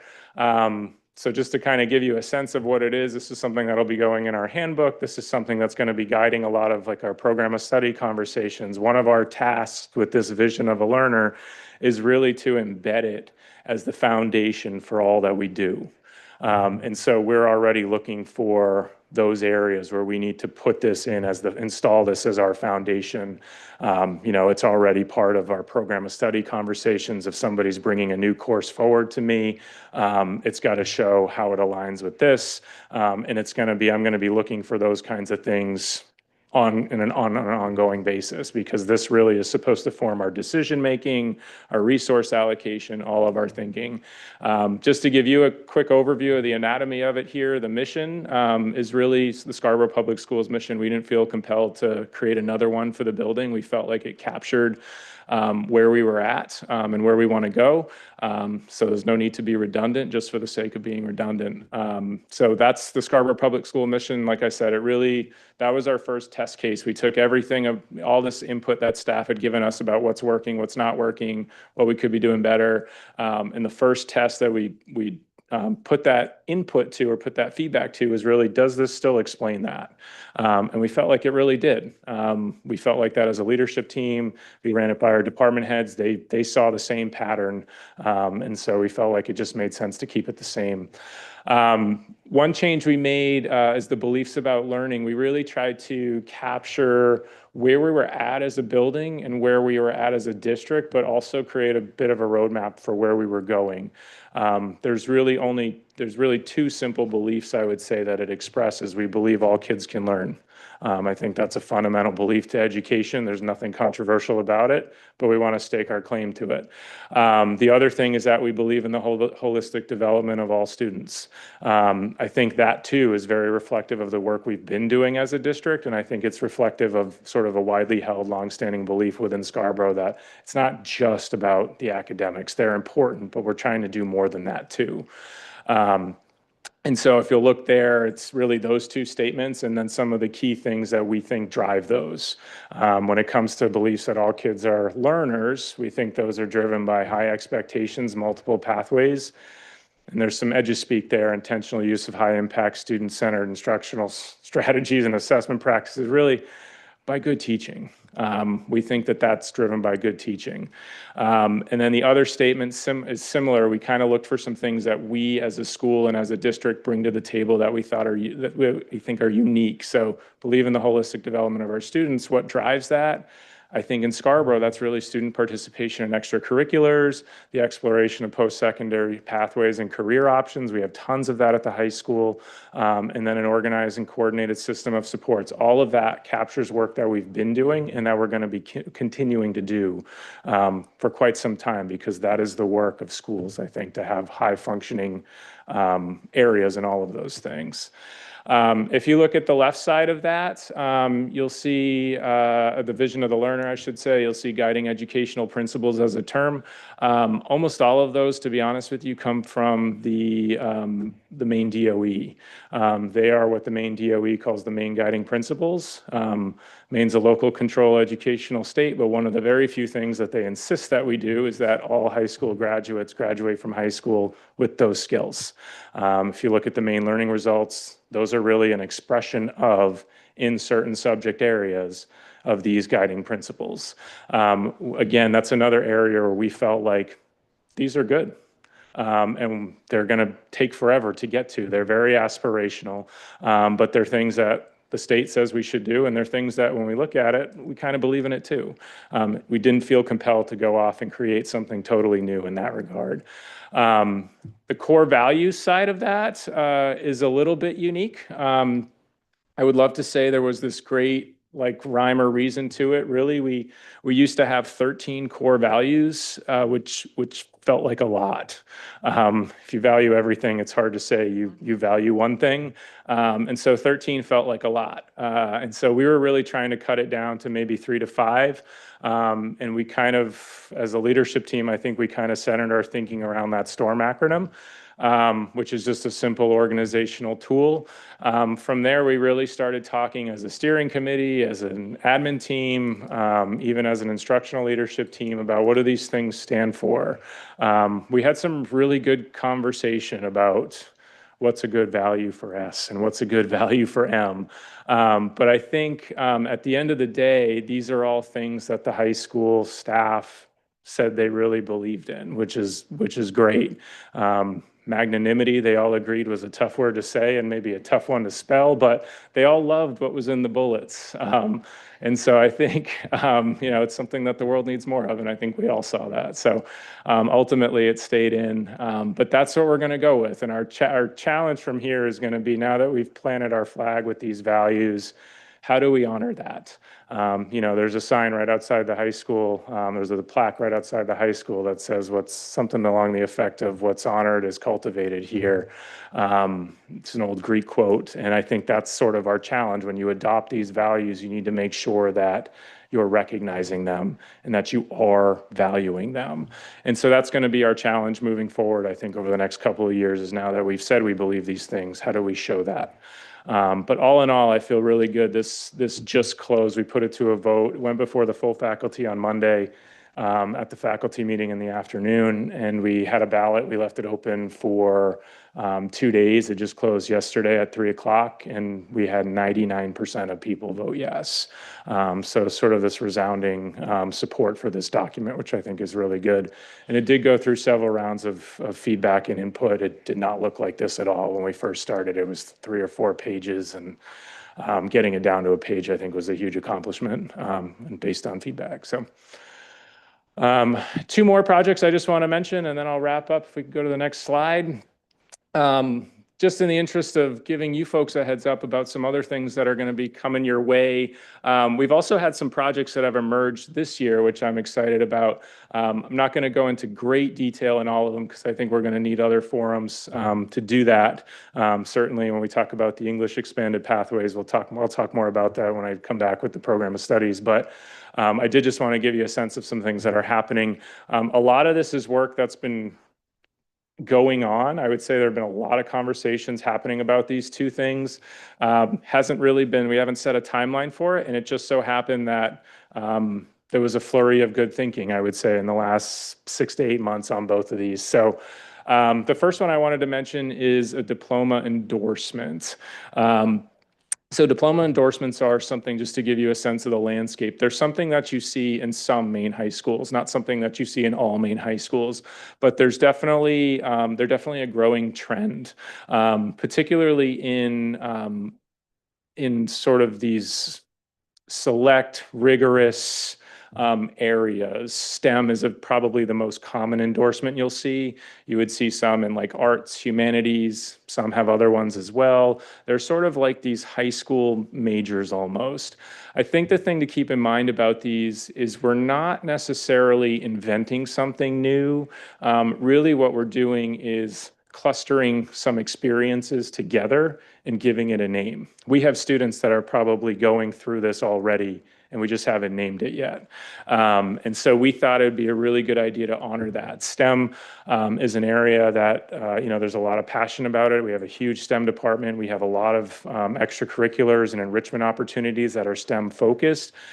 We thought that would be a good starting place. So last year, we had one of our professional learning teams. Really our theme for professional learning teams was engagement. Obviously in a high school, you can do that a lot of different ways, whether it's through teaching or through goal setting or through programming or whatever. There's a lot of different ways you can approach that. This was one of the ideas that came forward. So just to give you a sense of how this aligns to things, proof that we are living our vision of the learner. But it aligns, I think, really well with district goals and themes. I think it aligns really well with our new beliefs and vision. And again, just to give you some background, this started as a PLT. They started calling around. This was something that there's a mix of science and technology teachers, some math teachers, some folks from student services like counselors, just a lot of the right mix of people to pursue an idea like this. So this is something that's been floating around. And again, they had some time. They started calling around and exploring it. And it's something that they're really excited about.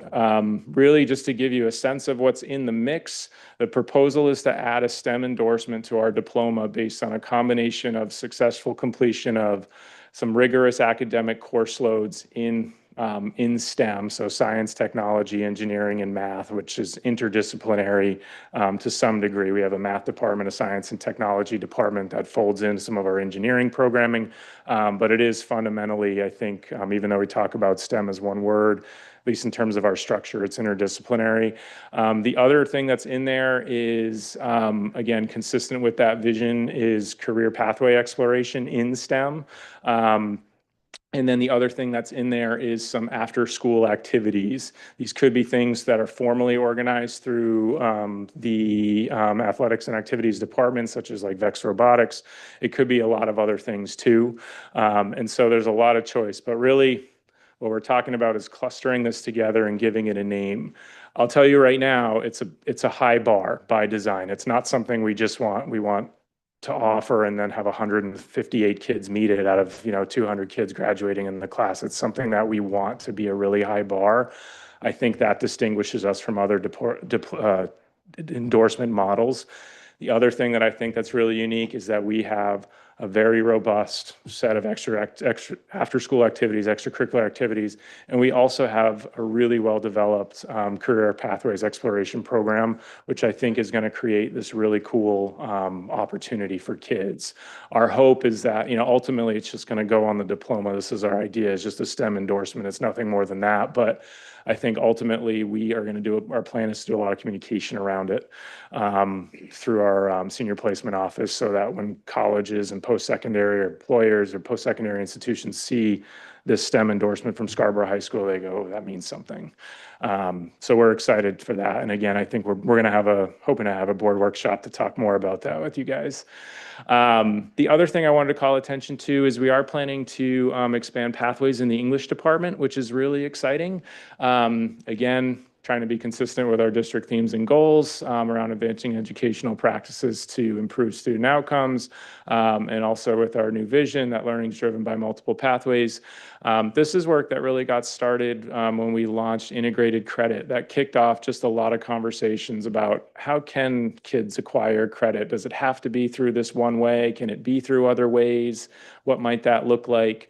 When we first started talking about that as a building, one of my first stops was with the English department, because English is a 4-year requirement, which made accommodating that challenging in some ways. And so we had a great meeting or two about it, and they just kind of kept talking, even when I wasn't in the room, about we maybe need to look at this and think about what it means for us. So we're really excited. English is planning on, so for senior English, they're planning on offering 2 semester courses in the fall, and then 2 different semester courses in the spring. And the course, they're thematically arranged, and we're hoping that it's going to create more relevance in the curriculum for kids, which I think is really, really exciting. So more about that when we talk about the program of studies. But again, another good example of diversifying pathways to try to capture more kids, excite more kids about education, but also align what we're doing with where they want to go, which I think is good. I think that's my presentation. I'll take any questions if you have them. Thank you so much, Nate. Are there any questions? I will just say that I attended on his, I'm gonna get the name so I tell you correctly. I attended the training with the liaison. Yeah. And I obviously haven't been here for 13 years, so this is my first time experiencing this. And as much as I understand an accreditation is a big process, I had no idea what type of process this was. This is a big process. And there's a lot of work that goes into this. So I know this is taking a lot of your time, but I also know how important it is to you as well. And so thank you for all of your hard work and leading this. I know it's a lot. Yeah. I was, I can't say it enough. I was really blown away to attend that meeting and hear all that you're doing. So thank you Yeah. for that. And thank you for always looking for ways to improve our programs. I think this STEM endorsement is going to be really incredible. And what a way to help Scarborough students stand out a little bit more than they already do. And the continued work on the VOC program is really special to me too. So for personal reasons, but I think it's really an important path for some of our students that, traditional learning isn't always the answer, right? And you've offered this opportunity for them to find new pathways and to be proud of it and excited for it and proud of themselves for what they accomplished. So thank you for constantly looking at that program. Yeah, no, we appreciate it. The other thing I would say, just a shameless plug, I was at the musical before I came over here. Everybody needs to get there. It's Saturday. on opening night. It was almost flawless. And it's a really good production overall. So That's amazing. yeah, good way to spend your time this weekend. Thank you. And if I could give one more plug to the high school before we move on the agenda. I did just want to let the board know, I know that I don't have a superintendent's report this evening because that's not the timing where we are in the month, but I wanted to let the board know that we received notification earlier this week that our boys high school football team earned the sportsmanship award from the Maine Principals Association. And that is something to be really proud of. I think that it's easy to say that, teams are excited and get proud when they look at a win-loss record. But from my lens, I think that winning the sportsmanship award is probably amongst the highest recognition that a team could have. So you will see in my district newsletter tomorrow a little bit more detail about what that process involves and how teams are selected for that. But we are super proud of them. As you should be. And I'll say this when the team is here for our sport night, but to see where they've come in the last couple of years is unbelievable. And it's something that everyone at the high school should be incredibly proud of. It's a huge accomplishment. All right. Agenda item 6.2 is adult education. So for this, we will invite Marianne Doyle up.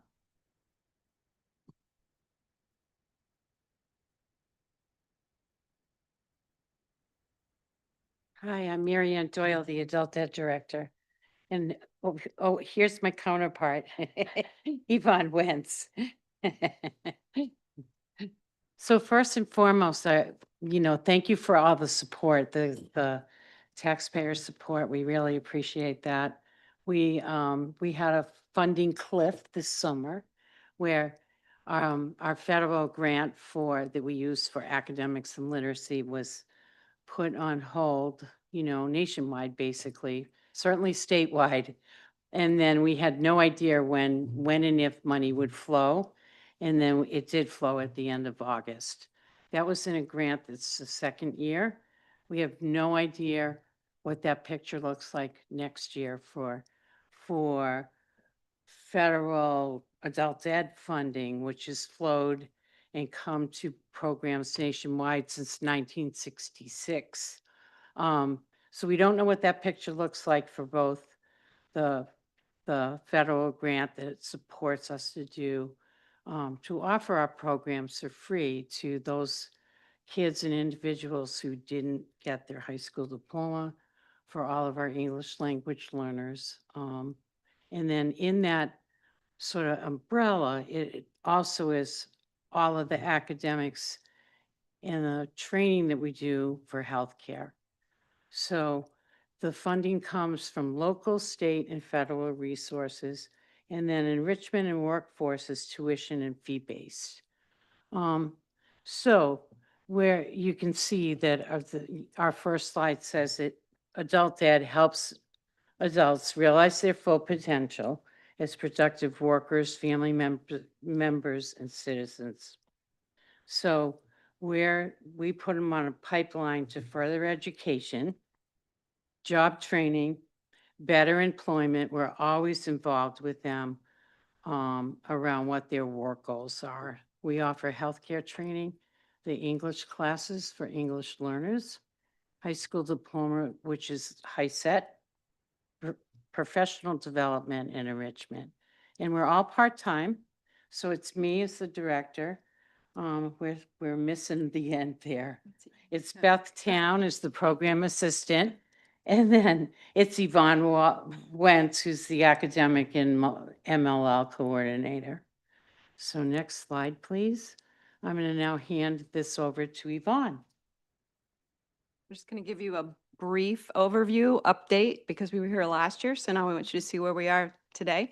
So a year later, this shows you our numbers for our total enrollment, enrichment, and our other areas of academics, MLL, and healthcare. Just to give you an idea of how many enrollments are involved there. So go ahead. This is a closer picture of our MLL, which is multilingual learner classes and enrollment. We have 4 classes at the high school, 3 offsite classes. So we're collaborating with St. Nick's Church, Scarborough Public Library, Southgate Avesta Housing. And then we have 2 online classes that support the learning within those classes to go to the next level. And we have this year an MLL/healthcare class helping to prepare students for healthcare positions, jobs, which is very needed right now.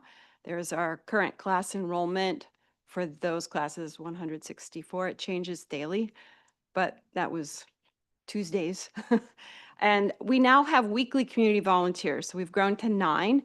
We're working strongly with our collaboration with this Scarborough Public Library and also St. Nick's Church So we now have 9 community members who are very dedicated and developing personal relationships, helping with job applications, helping to train, support in conversation and work in and conversation at the workplace, citizenship, practicing for that.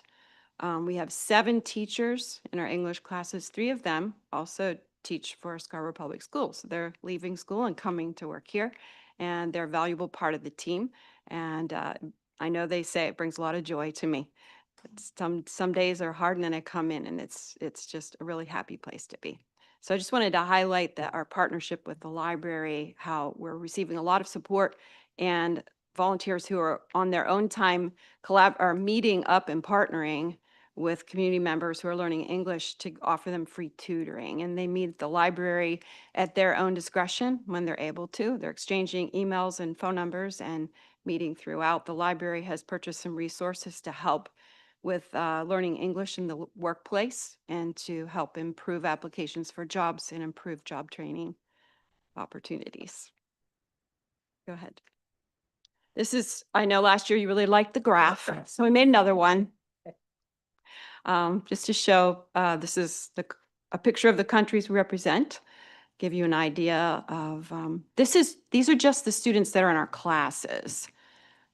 So this is what we have here. This isn't every community member taking classes, the ones who are enrolled in classes, 19 countries represented. And we do track where they are in the workforce process. We have many places in this community working with us for jobs. Enclave, Lowe's, Hannaford, Walmart, McDonald's, Maine Veterans Home, you go down the list. So we work with a lot of employers here in Scarborough. Go ahead to the next one. This is our workforce training and academics. We have new classes this year. We started conversational English class, which is focusing around citizenship and literacy and civics.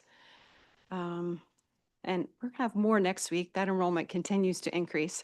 We have 9 students enrolled in a Bridge to Healthcare, which is helping to prepare them to improve their English for the workplace and healthcare, because many of them have to have a very high level of English in order to qualify for CNA training and want to go into nursing. And we found that there's a gap, so we're trying to bridge that gap to help them be successful, so they're not just testing and failing, but that they're actually ready.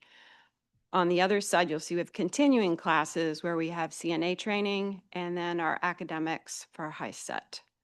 How many students we have enrolled there that we're working with. Okay. And here's a lovely picture of our enrichment classes, because we have so many of them rotating throughout the year. We thought we'd just show you a picture of all the different things that our community members step forward to present and involved with our community, everything from arts and crafts to financial awareness to yoga to history, and it's quite a broad picture. Does anyone have any questions?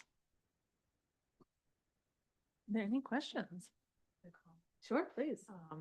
I accessed adult ed when I was in high school, and I wouldn't have been successful without you guys. So I know how crucial the work that you do is. So thank you. Thank you. It's a lovely place to work. Thank you so very much for joining us again. Yep, sure. Oh, thank you. Thank you. Thank you. It is important work. All right, agenda item 7.0 is general public comment. Is there anyone wishing to make general public comment this evening? Anybody online?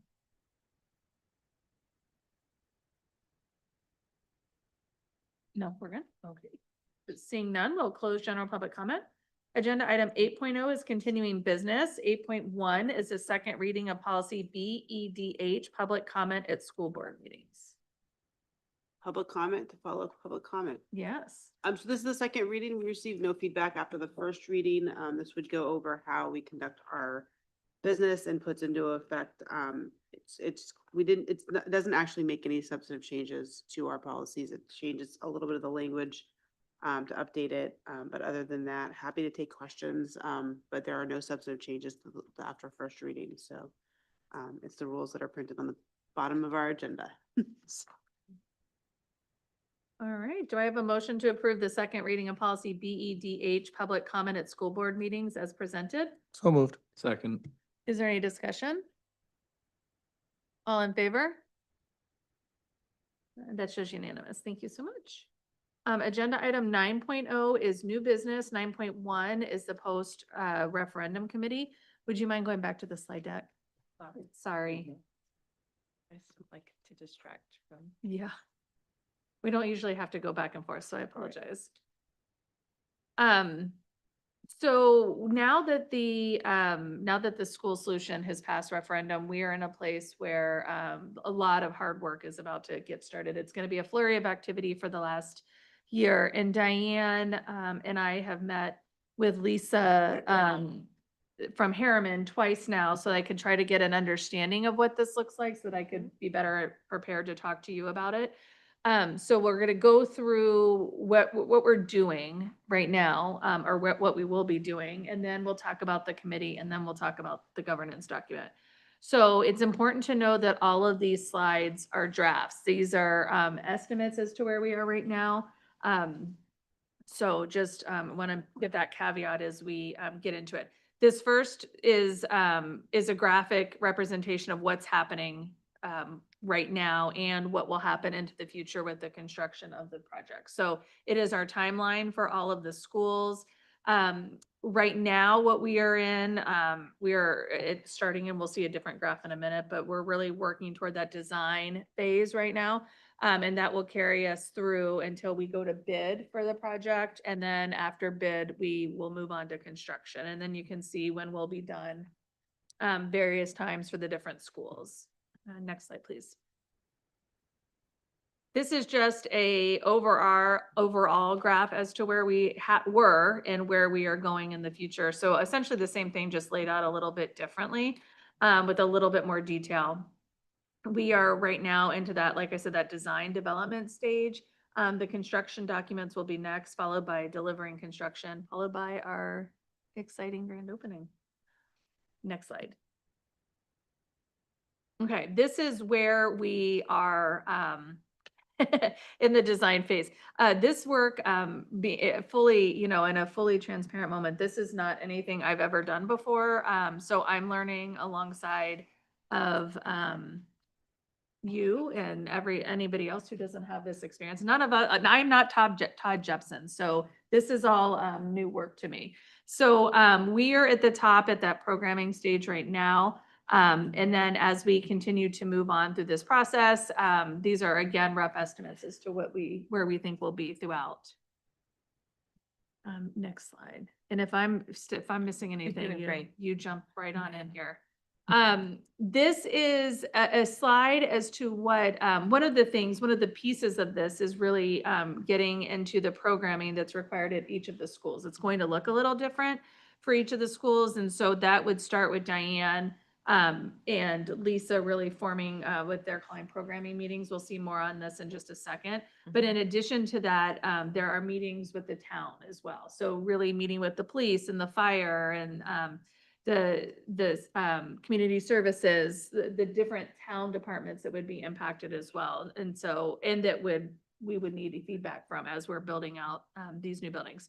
So those are meetings that'll happen throughout the district. And if you move to the next slide, these are this is like the overall arching meeting schedule or meetings that need to happen for the entire program. So there are those programming meetings that I mentioned to you on the last slide. You'll see that on the top of the left, and then underneath that, you'll see the public safety meetings that'll happen at the same time. On the right are some additional meetings, like there's some staff presentations that are in there, you'll see, and these will be broken down more in just a moment. There will be some student meetings, there will be planning board meetings that have to happen for permitting purposes. And then underneath that is our community events and celebrations. So our opportunities to bring our neighbors along or our community along in this process. If you remember, we got from a community member a really good idea. She was one of the original classes from Eight Corners, and she thought it would be cool. She wanted to tour the facility before we closed it. And so Diane and I talked, and we were thinking that would be cool for everyone who's gone to Eight Corners to get to walk through and see it. So sort of starting with this goodbye, where we lovingly called it a goodbye tour at Eight Corners, and then going all the way through to the ribbon cutting event. Okay, next slide. These are the meetings specifically for Eight Corners. It's going to be more involved than the other schools because they are getting a new build. So it starts with the principal and the leadership team, and then it continues on through the various staff. They meet in teams. So Diane is going to lead this effort with each school, with Lisa, with each school. So they meet in small teams and they work through the programming needs at each school. Same thing for Blue Point and Pleasant Hill. Theirs are still pretty substantial in the cadence and the amount of meetings they have. Where you see some difference is at the next slide. Isn't it? Yeah, one more. Is it Wentworth? Because Wentworth is a small addition and it's not as the construction is not as great there. There's not going to be a need for as many meetings. And then the meeting with the middle school will follow. So there are lots of opportunities. All of this to say there's going to be a lot of opportunities for staff to be involved and to share feedback, a lot of opportunities for the community to be involved and share feedback. One of the cool things that Lisa talked about with the community events is having a neighborhood school community meeting. And it's an opportunity for the community to really provide feedback as to what the schools mean to them, what that specific neighborhood school means to them, so that each school can have its own identity. It helps the architects to design when they hear what specifically about that school is meaningful. So that will be a really, I think, a fun opportunity for our community to kind of get involved in this process. So as you can see, this next year, there's a lot going on. There is a lot happening on everyone's plates. So just because we passed the referendum doesn't mean that we're done. I think probably the work just got much more, much more involved. So let me take a pause there. Any questions on that? Yeah.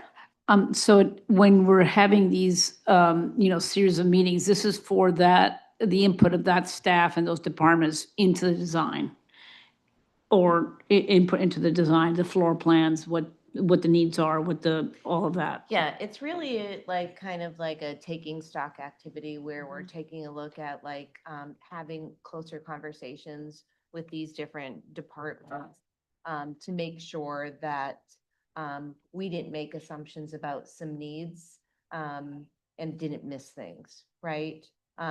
It is certainly not like a restart, right? Like we have some really definitive plans in place in terms of the overall look, but we also don't want to just be like, we're just moving ahead and not taking everyone's input, right? Like this is where we really drill down. Okay, so they're going to look at what has already been developed, which took a lot of Correct. time, and then make sure you tweak things or Right. make sure nothing's And that missing. aligns with what the needs Got are, it, right? got it. And so that's why we start with the building leader and the school leadership team before we then, communicate to the whole staff, and then drill down to each of those different program managers or, different departments.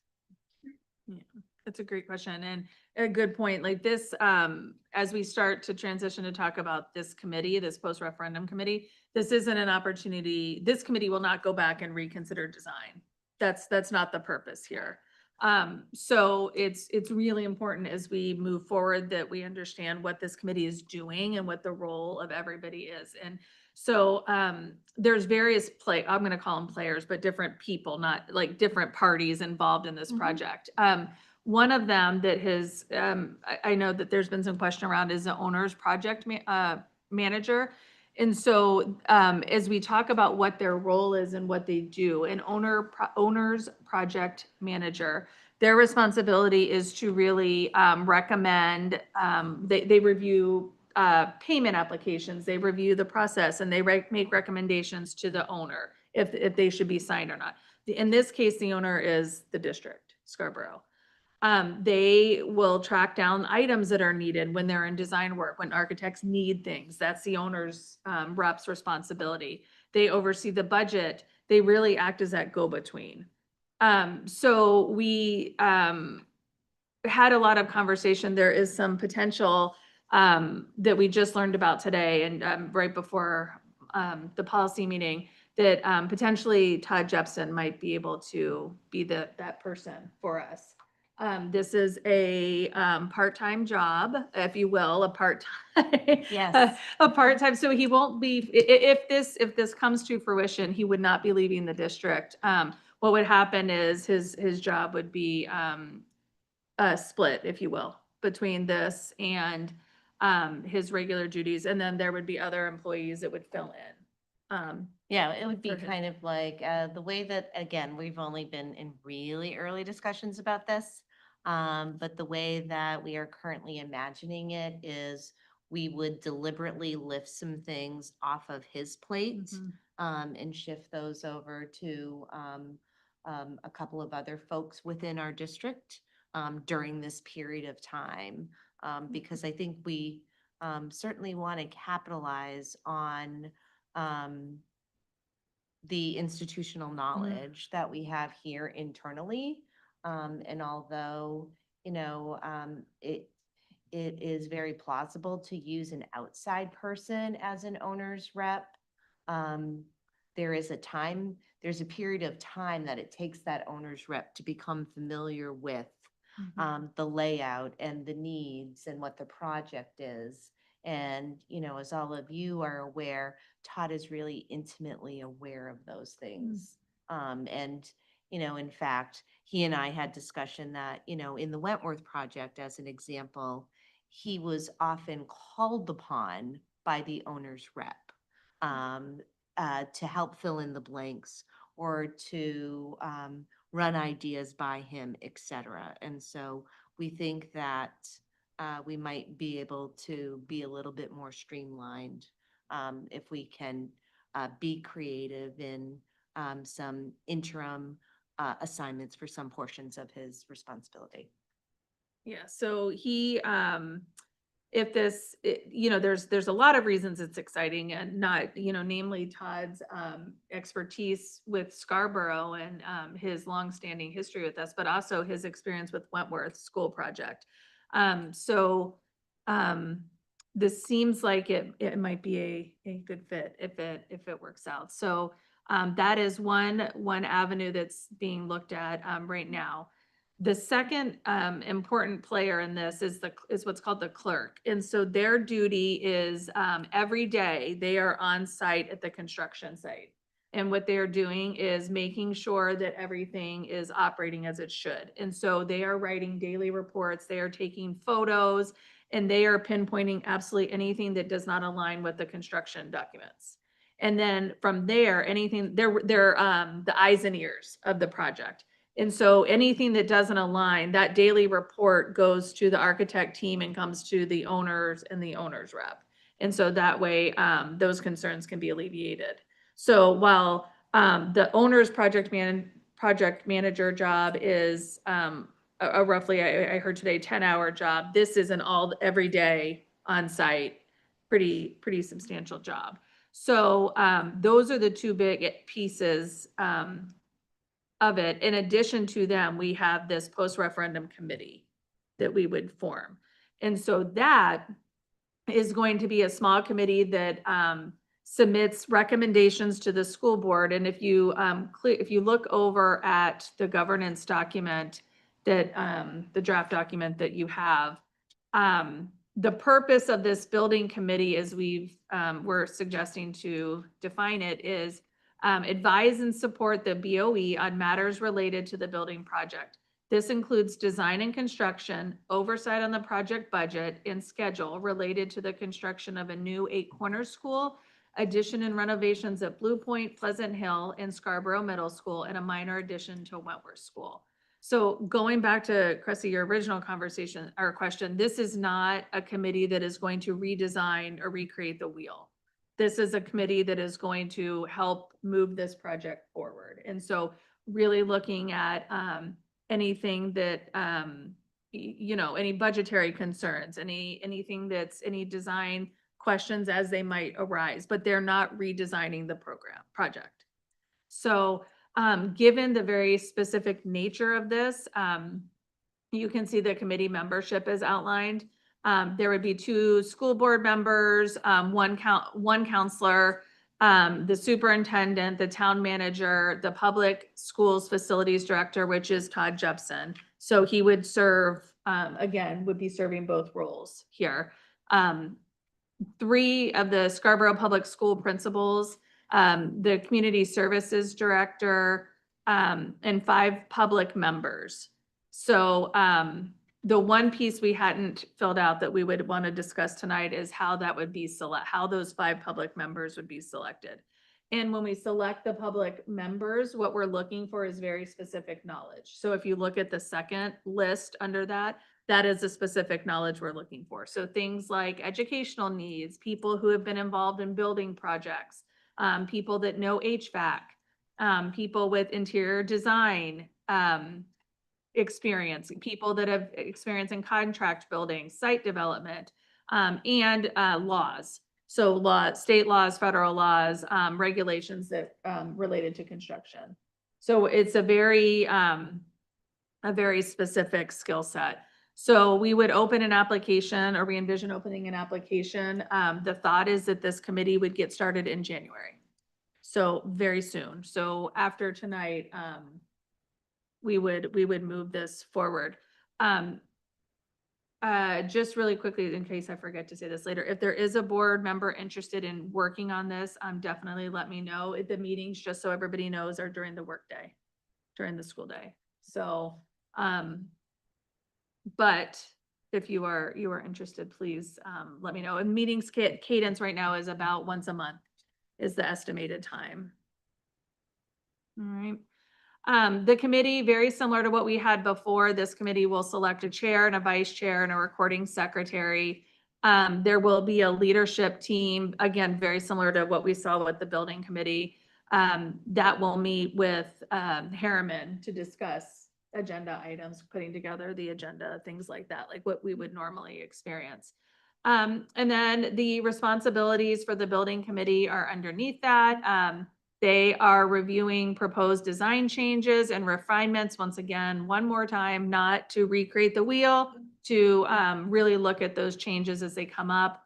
Review building products, materials, and systems. Consider value engineering options to keep the project within budget. Develop alternative solutions as necessary to maintain the budget. Review and approve the work of any subcommittees that may be established. And then they would refer back to the school board any issues that substantially alter the scope of work, if it constitutes a major design change or would have a significant impact on the budget. So day-to-day decisions would be made by the superintendent with guidance from the architect and project manager. And this is to make sure, because this timeline is so tight, to make sure that everything stays on track. Any subcommittees that this committee feels it needs, they would develop. One of the things we did talk about is the need to continue the communication process. That is when I look at the exit polling results we have, when I know what I've heard from the community, the communication piece was really, really strong and a really important reason for the vote. And so it's important that as this project continues on, that people have that same level of information going forward. So that would be one example. And then anything else that the building committee needed. The quorum and voting is the 8 members. The meeting, I mentioned to you that they'll be set as the committee is seated, but they will follow a set day and time. They will be televised and or recorded, just like our meetings. We will follow Robert's rules, just like our meetings. And this committee will serve through the completion of the project. Right, the rest is any vacancies and removals and a conflict, so avoidance of conflict of interest. All right, so I've done a lot of talking, so now I'll stop. I'll take, are there any questions? I had something that just popped into my head. Any value in maybe having a town council representative on that committee I don't know if there would be, I mean, they may be overstretched or maybe there isn't any reason. I don't know. No, we've got one on. Oh, I might oh, have oh, forgotten to say it, oh, but we okay. do have one on Yep. there. Yes. Yes. That's a great question.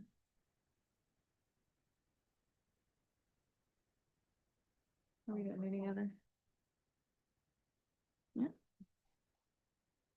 Yeah. I'm sorry, what? Bullet this list. Oh, sure. Do that, yeah. Man, I can try. Cheryl can do anything. Yeah, maybe I should stay out of it. I think I did it, but I don't know. You take a look. One other question, are we gonna solicit, how are we gonna solicit the 5 community members? I mean, we're gonna just take, people's applications, through a public process or? Yes, so that's the piece you see, if you're looking at that sheet, there's 2 blanks there. So, we would need to select them by a specific date, knowing that the start time is supposed to be January. And knowing that we have holidays, so as soon as we can get that out, the better. The question we have to consider is how we are going to appoint them. So generally speaking, we either do it all together in public, or we select a, 1 or 2 board members that would decide, which is similar to, past practices. Or the third way is we randomly draw. So knowing that we're looking for expertise, if we decided to randomly draw, it would be a little bit difficult. The only way we could do it is to, group, for example, all of the attorney applications we got, group all of them together and draw one from there. Group all of the people with contracting experience and then draw one. You see what I'm saying? That would be the only way to randomly draw. It would be difficult. So you're kind of back to, we either all look at them together, and decide in public, which means that we, in the meeting, discuss. Or we allow the 2 people to do it. The way that we selected the previous committee, I believe we had like a small committee convene and go over the applications, right? So it was like the chair. It's back to, yeah. Okay, Yeah. yeah. So we had like the chair, town manager, a Mhm. counselor, a school board. Yeah. Is that possible Yeah. or reasonable? Yeah, If we Ish could, asked? we could do that same thing. So we could do some version of, maybe the two board members, the counselor, the superintendent, and the town manager. We could do something like that. Absolutely. Yeah, I think Yeah. that would be my, my preference. Okay. Does anybody else have any feedback on that? Jillian said it'd be her preference to have that small committee select. I think that makes sense. You're looking for a diversity of experiences and skills, and that committee could kind of, identify, you may, to try to maximize that broader representation. Yeah, and we can put in, Diane's just pulling up, the SBAC2 governance document. There is an establishment of an appointment committee, application and appointment committee. And it describes that, I'll just read it to you. Establishment of an application process and appointment committee. Membership of the SBAC2 will be determined by an application and appointment process conducted by 2 members of the BOE, 2 members of the council, the town manager, the superintendent, and the chair of the SBAC Phase 1 committee. The appointment committee will base selections on the qualifications of applicants in accordance with the desired composition outlined in Section 2. The application committee has full flexibility to deviate from the desired composition, understanding that time constraints and/or other factors may not allow certain community members to participate. The appointment committee will develop an application, process, and criteria for selection, which will be distributed to the entire community no later than, has a date, with appointments to be recommended and approved by the BOE and town council no later than, with the date. In the event of timeline delays, public communication of any changes to the process will be made with a minimum of 2 weeks' notice. Once the SBAC2 is seated, the appointment committee will be may be reconvened during the process as needed to fill vacancies. We can include that same language. I feel like that was a really good process and we thought a lot about it and I feel like we should duplicate it. Does that sound good to everybody?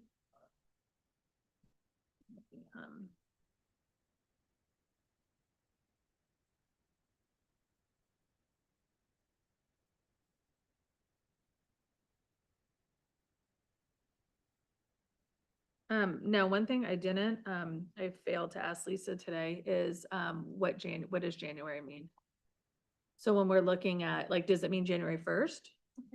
Well, we Yeah. are, the Mhm. cadence of the building committee would be once a month. And Right. so, I think Like, if we had a goal, for this committee to begin its work in mid-January, that seems like that would be a reasonable target. Because as you saw on the slides that we shared, previously, a lot of the work that has to happen at the beginning of this design process does not include that committee, right? It includes, me meeting with the architect at each of the sites, Mhm. collecting all of that information. So, so there's some work that has to be done to kind of like kick this off and Yep. collect and front load all this information. So it seems to me that if we had a target of mid-January to begin meeting, that we could work backwards from there. Yeah, that's what I'm trying to, do, exactly that. So if we're gonna go to mid-January, maybe we strive to open the application by Monday, December 1st. I think that makes sense. What would you say, like a 2-week, I mean, how long do you want to have for an application process? And I mean, I suppose if there's a lengthy application, we might want to give as much time as possible so we can get the most qualified candidates. Yeah, maybe we close it December 15th. That's 3 weeks. And before the holidays. I mean, it seems to me that we would want to be able to collect the information and make decisions in advance of Yes. winter break. Because I wouldn't want us to carry that into the new year, right? We're asking people about making a commitment that's going to span a significant amount of time. Not necessarily time in terms of hours per week, but time in terms of, 2+ years. Yeah. So, Well, if we close the 15th, we could theoretically, because when does your winter break start? The week of the 22nd?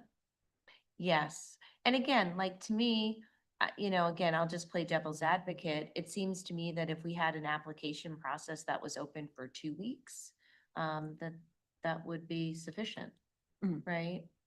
Because Yeah. again, we're not asking for an extensive application, right? Like we're talking about, here are the areas of expertise that we're looking for. Check off all that you have, write a brief, statement that provides us with more information about how that's an area of strength for you, what your contribution could be, right? Yeah, and then they, Okay, I think I told you, I spoke incorrectly. The It's 15th is 2 weeks. yeah, 2 weeks. Okay, so here's what I'm thinking. So if we open this the 1st, that would allow us to put something in the town newsletter on the 1st. Allow us to put something in the district newsletter on Friday the 5th. Allow us to put something in the district newsletter the 12th and social media in between. Yeah. And then if we're closing the 15th, it would allow one last shot in the town newsletter. But they'd have to turn around that same day. But it would at least be 2 and 2. Yeah. And we can put it in the Scarborough Leader, Well, what exists, We can still do some kind of digital something. yeah, or the other. Portland Press. Yeah. Mhm. whatever. Whatever they're, Yeah, we could put Yeah, on our Scarborough social media Now. Yeah. pages, right? I Yep. would I wouldn't wait until the December 5th district newsletter. We'd probably just send a standalone communication on the 1st so that we were pushing all of that out at the same time. Add it to our building webpage. I think, we've been really robust with our communications. And Yeah. so I think we can, easily come up with some ways to do that. You can, I've applied for committee positions for the town, I'm on the conservation committee. They have a very simple process where, you just say why you want it and what are your skills. I mean, we could crib Yeah. off of that and. Oh, yeah, yeah. And basically, just, it's pretty simple. Yeah, which is essentially what we did for the SBSD, same thing. Yeah. So if we did that, so our expectation would be, the 15th is 2 weeks, so our expectation would be that selection committee, appointment committee would meet that week. And then you'd have a decision before the break. Correct. Yeah. Well, Yeah. because we would have, you would want to vote on it officially on We could vote on it on the the 18th. 18th. Yep. Yeah, okay. So the selection committee really needs to meet like the 16th to get names. Even if we didn't vote on it, well, would you vote after people accept? Or, right? How would you foresee doing that? Yeah. Right, because you're gonna come up with a list. Yep. And then you would have, I would foresee that you would have a few alternates in case someone changed their mind. And then you would just, once people accepted those, bring the full list to the board for approval. I feel like it's a tight between us choosing on this, like even if the selection committee meets on the 16th, we're asking people to tell us right then. Well, what I'm suggesting by what I'm I wanna saying make it here is forward. that we could make those selections that week of December 15th. And then we could plan on bringing that list of people who have accepted to the January 8th board meeting. Right? Mhm. So people could let us know Yeah, in their timeline, but then we would have a definitive list to offer at the meeting, at the first meeting in January. yeah, that would make more sense to me. I think that's a good process. Yeah, so that way people have, we're not calling and saying, you've been selected, tell us right now. Right. If you can serve. Just make sure that for that week of December 15th, that we have the town council members and Yeah, the town manager able to meet that week to. And I help wouldn't with the imagine that selection. the town council needs to vote to accept this. no, committee. no, This is no, our- this is ours. This is just a Yeah. one body committee now. And the town council chair was seated last night, so I can, if we're all, my plan is if we were all in agreement of this tonight, I'll reach out tomorrow and have him, it's Corey Fellows, have him per this Appoint document, someone. appoint the counselor. What else you got? On this list of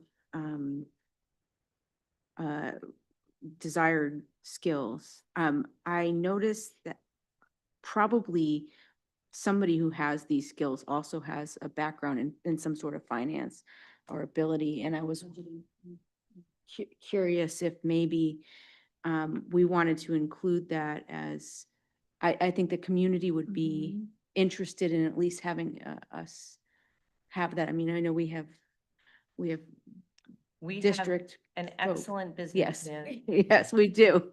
But, I wonder if, Yeah, it I would be- wondered, I had the same thought actually, earlier today, that if we don't add like an accountancy skill, like Yeah. a finance back skill. I was Budgeting thinking or accountant, but something, yeah, yeah. finance would be the same, like you Yeah. have the same thought I did. Project management, I don't Yeah. know, or, I mean, We have project management. oh, you do yeah, have it, I okay. mean, I think calling it out Mhm. maybe.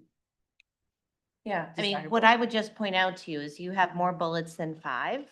And so this might be, the bucket from which you would like to see expertise, but we may not necessarily, have one person next to each of these bullets, right? Because I would also assume, as someone just pointed out, right, that if you have, that there's an overflow of these skills that tie into one another. Yeah, what were you saying? Oh, no, I'm just curious if the accounting and finance is going to be curious about the need for that in this arena with the bid process being what it is, the budget process being what it is, with the things cost what they are. And the negotiation process being what it is, the expertise that we already have on board to sort of guide us through that. I'm not sure it's not that I'm not worried about finance and, accounting and budgets, but I don't know that that's a skill that we're gonna really need to develop. Yeah. In this process, I think there's a lot of other people who can offer a lot of information about. Yeah, that's a good point, right? Because like I don't foresee that we would have a member of the committee auditing, you know, our processes. Yeah. We have those formal things in place. Yeah, and I mean, our budget is for us, and the bids are going to be what they are. And that process is going to be guided by some of the other experts that we have on board who are very experienced in this realm. I think for me, I don't, I mean, I won't speak for Jillian, just for me personally, I was thinking that you have a role here where you're asking people to oversee a budget. And so that is a very, sure, a project manager will have that experience, but it seems to, like in my mind, as I was thinking it through today, that seems to be a very nuanced role. And so that's why I thought, I'm not married to it by any means, but that was my thought process. I don't know about you, Jillian. My thought process is that the community has frequently shared concerns about finance and the overall price tag and all that. And I just thought it would be at least wise to have an eye on it. Not that we wouldn't, but to call it out.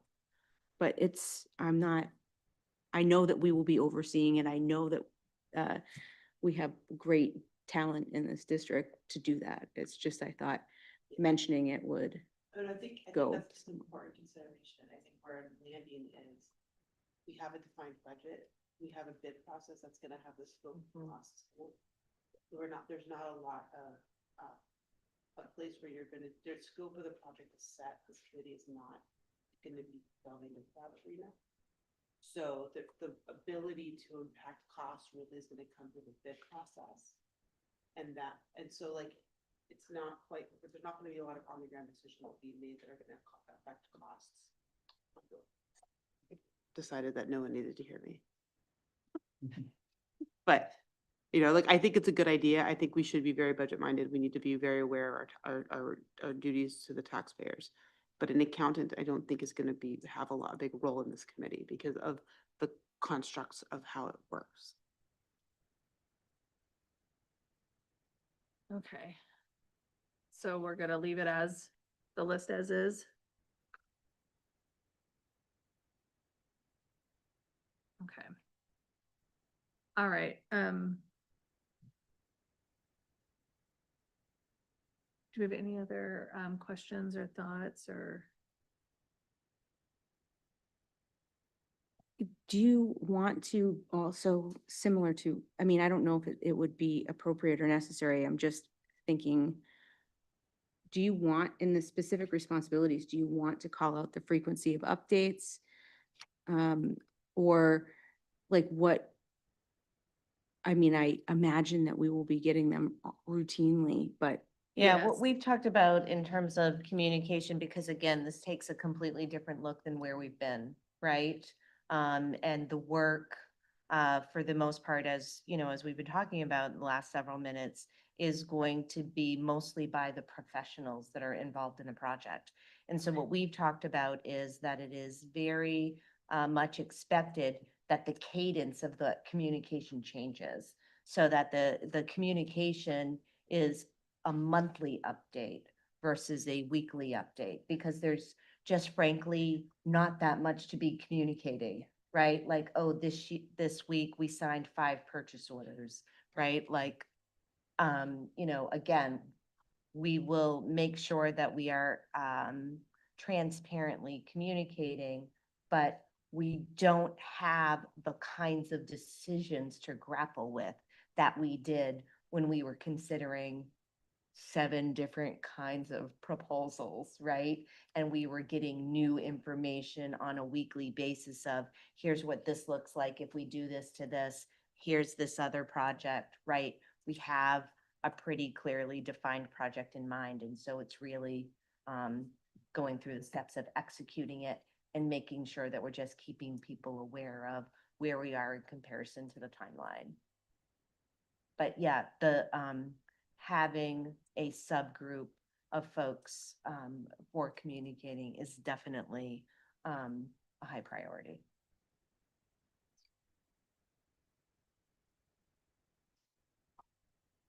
Yeah,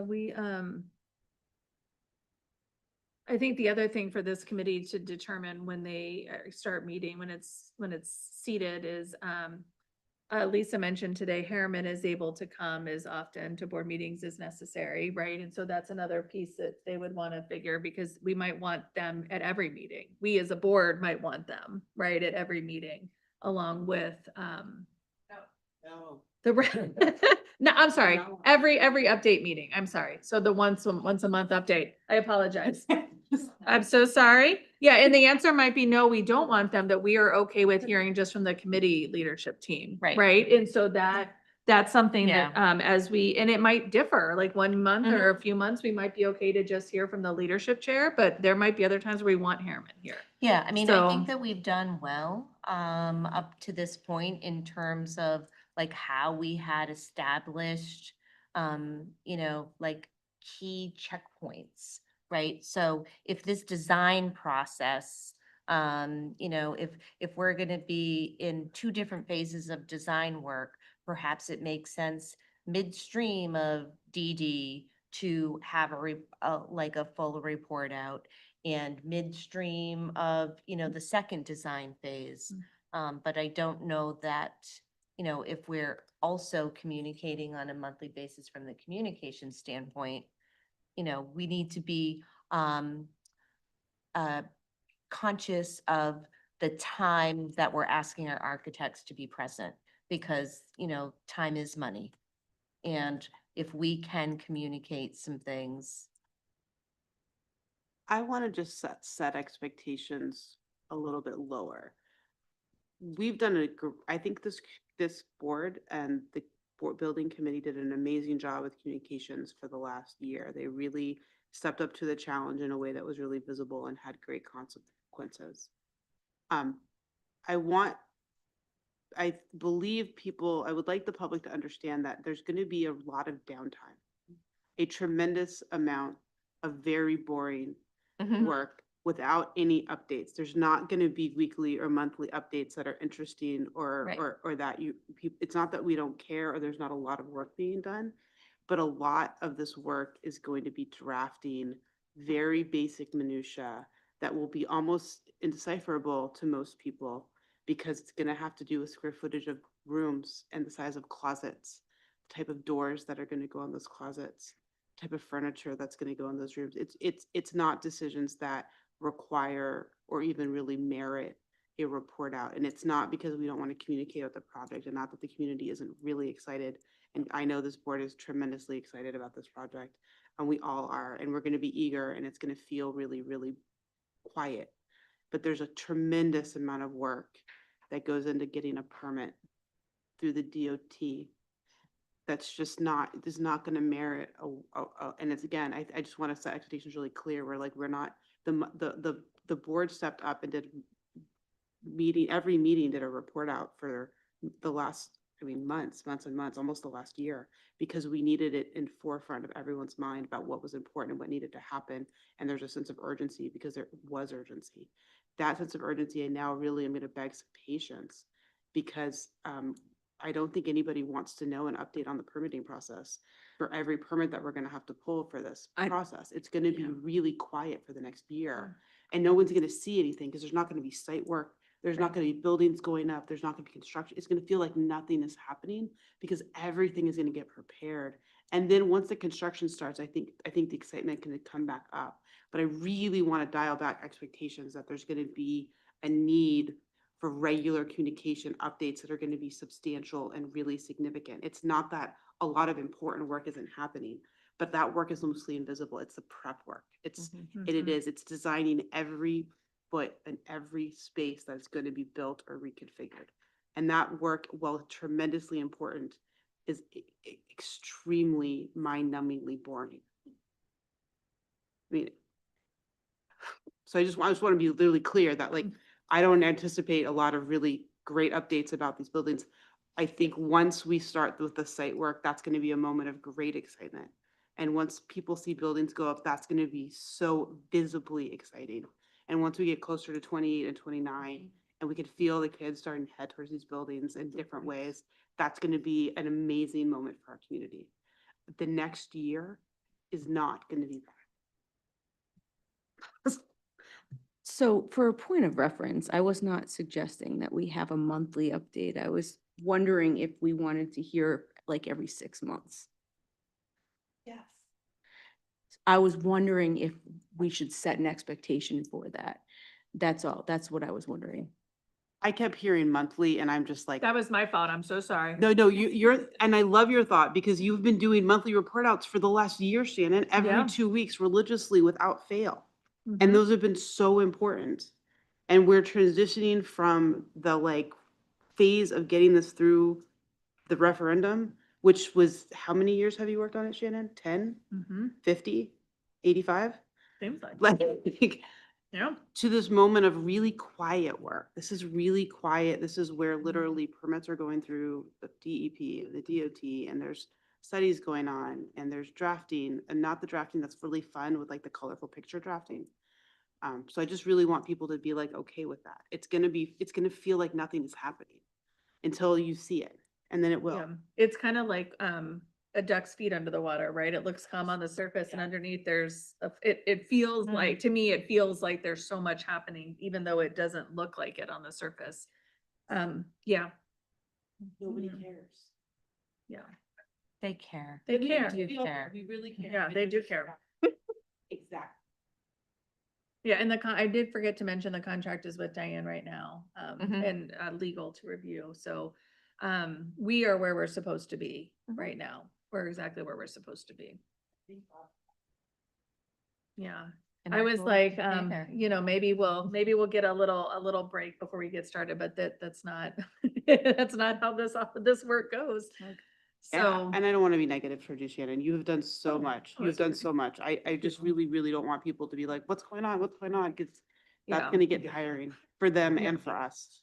Yeah, and I think the more we involve them in the process as we can, right, the better that becomes too. So do you want me, back to Jillian's original question, under the responsibilities, I can put down, well, there is a bullet on there, Jillian. Do you want me to beef it up? It says ensure regular communication and transparency with the board and larger Scarborough community. Do you want me to beef that up? That last bullet? I mean, I don't know. It's, I don't think that there's going to be a problem. I just was curious if we thought we wanted to be more. Yeah, I can beef it up for sure. I mean, I think the way it's written right now, denotes that it's gonna have, some kind of cadence to that. And that leaves us some opening so that if there is something to talk about, we're then not constrained because it's like, oh, well, we're only supposed to talk about this every 3 months, right? Like, I think sometimes less is more. And it's gonna be fits and starts. It really Mhm. is gonna be fits and starts for the next 18 months. And you can be sure that I will giving you updates in my superintendent's reports. Yes. And it would be the responsibility of the 2 board members too, to provide, just like with any other committee assignment. All right, so I added in the application process and appointment committee. One other thing, and I added in the dates with that. One other thing that we kind of had gone round and round about, as this was a request that came from a counselor, and that was to include community services on this committee. And so community services plays, an important role in our schools. And so I just wanted to make sure that everybody was okay with that inclusion in the committee. Okay. I think, it looked to me like we were learning from the past, so. Yeah. Maybe some of that as well. All right, so is there anything else in here that we want to change or any other notes to make?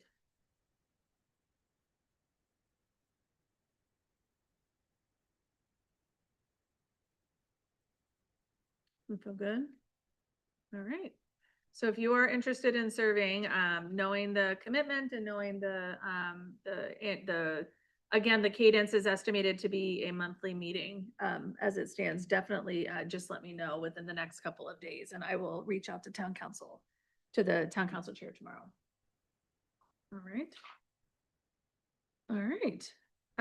Agenda item 9.2 is the superintendent evaluation. So just to tee up this conversation, this board has talked for a few years now about potentially changing our evaluation tool, but we've really sort of gone in circles around that. We've been unable to really make significant progress on that front. And so in talking with Diane about that and her desire to potentially have a different evaluation tool for the leadership team, she was looking at a potential tool for us to use.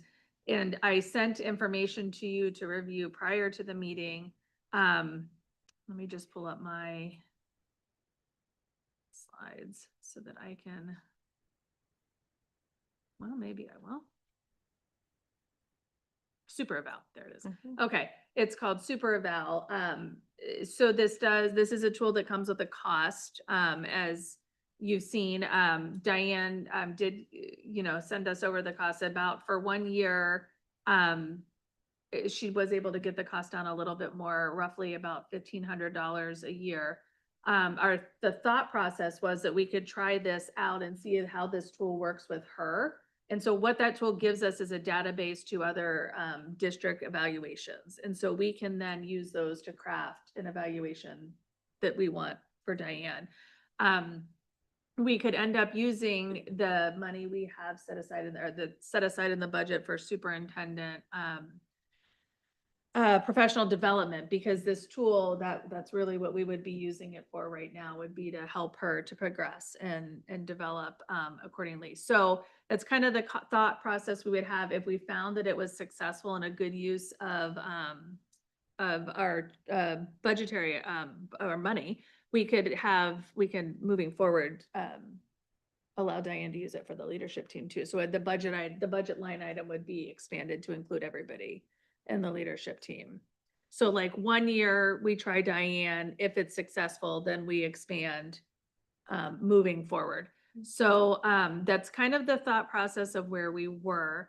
The other thing that was interesting to me that's in this that would be again, like it would be another user, but there is a self-evaluation tool in here for the board. And that's also something that we have, we do it, but we've kind of struggled with the form and how to, make it useful. And so that's an added piece to this. It was of interest to me as well. So, okay, any thoughts or questions on that tool? I do have a few Yeah. questions. So I watched the video and, it looked fairly simple. But I wasn't, it looked like you could choose templates. But can you build your own templates and, or pick and choose? And if so, is there an added cost? Yes, that'd be a custom. Okay, so once it's custom and it's a template, is there a year-over-year cost for that template? And I'm sorry to ask questions that are weird, but Again, we can write these questions down and we can find out for you. There definitely is an upcharge for customizing evaluations. An evaluation tool, it's upwards of about $2,000 more to do that. There are some other districts that are using this in Maine currently. And the two that I know and am most familiar with are using the New York State rubrics. Again, there are a lot of preloaded rubrics. I think that if you spend some time and look across rubrics, what you notice in all evaluation systems, whether it's this or teacher evaluation systems, when we've looked at those in the past, they're mostly scoring the same things, but using different words. Okay. Right. So there's not a lot of unique criteria, if you will, with different rubrics. Right. It just depends on how married you are to the language that you currently have. Yeah. Yeah, I have some questions. So I understand this would be sort of a testing it out and, the goal, it sounds like, would be to expand to a lot more licenses. I'm not sure exactly how many. What sort of price point increase is that to expand to like the whole leadership team? Yep. What sort of, what are we, like, what are we test driving and how much is the car? Are we test driving a Nissan or a Ferrari? And, and not like to be like, but just sort of like, there's usually a teaser promo, which I understand what this is. And the goal is to get us to buy as many licenses as possible, because if that's the business model, that's fine. But sort of what is that price gonna start looking like? Yeah, so that price point, again, like there's a certain charge for us, a platform fee that is an annual subscription Mhm. fee. You can see that, you know, if I were to pilot this year, it does seem like it's costly for one person. But as we would look to add other members of the team, it's a little bit over $300 per person to add. So it's not, you know, so if, for Okay. example, Okay. I asked them to price it out, like if I had 15 Mhm. members added. Yeah. And the cost would go from, I think it's, you know, $1,700 currently to like $5,700 for the entire team Per year, so annual. per year. And do we have any idea what their annual price increase is for the subscription? I don't know that currently. I do know that that is with a 20% discount because Maine is considered a rural And we rural are state. proud of that fact. And, you know, and so, that would include that on an annual basis. Okay. You know, what I have gotten her down to, if you were interested in doing this for a pilot this year, is a 50%. What you see in front of you is a 50%. Got it. And can you, 20. like, in your own this is a really slick software program. It looks really cool. But it also looks a lot like the spreadsheet we use. Mhm. Like it looks very similar. I understand the automation and some of the things you can pull out of it that make it Mhm. much slicker.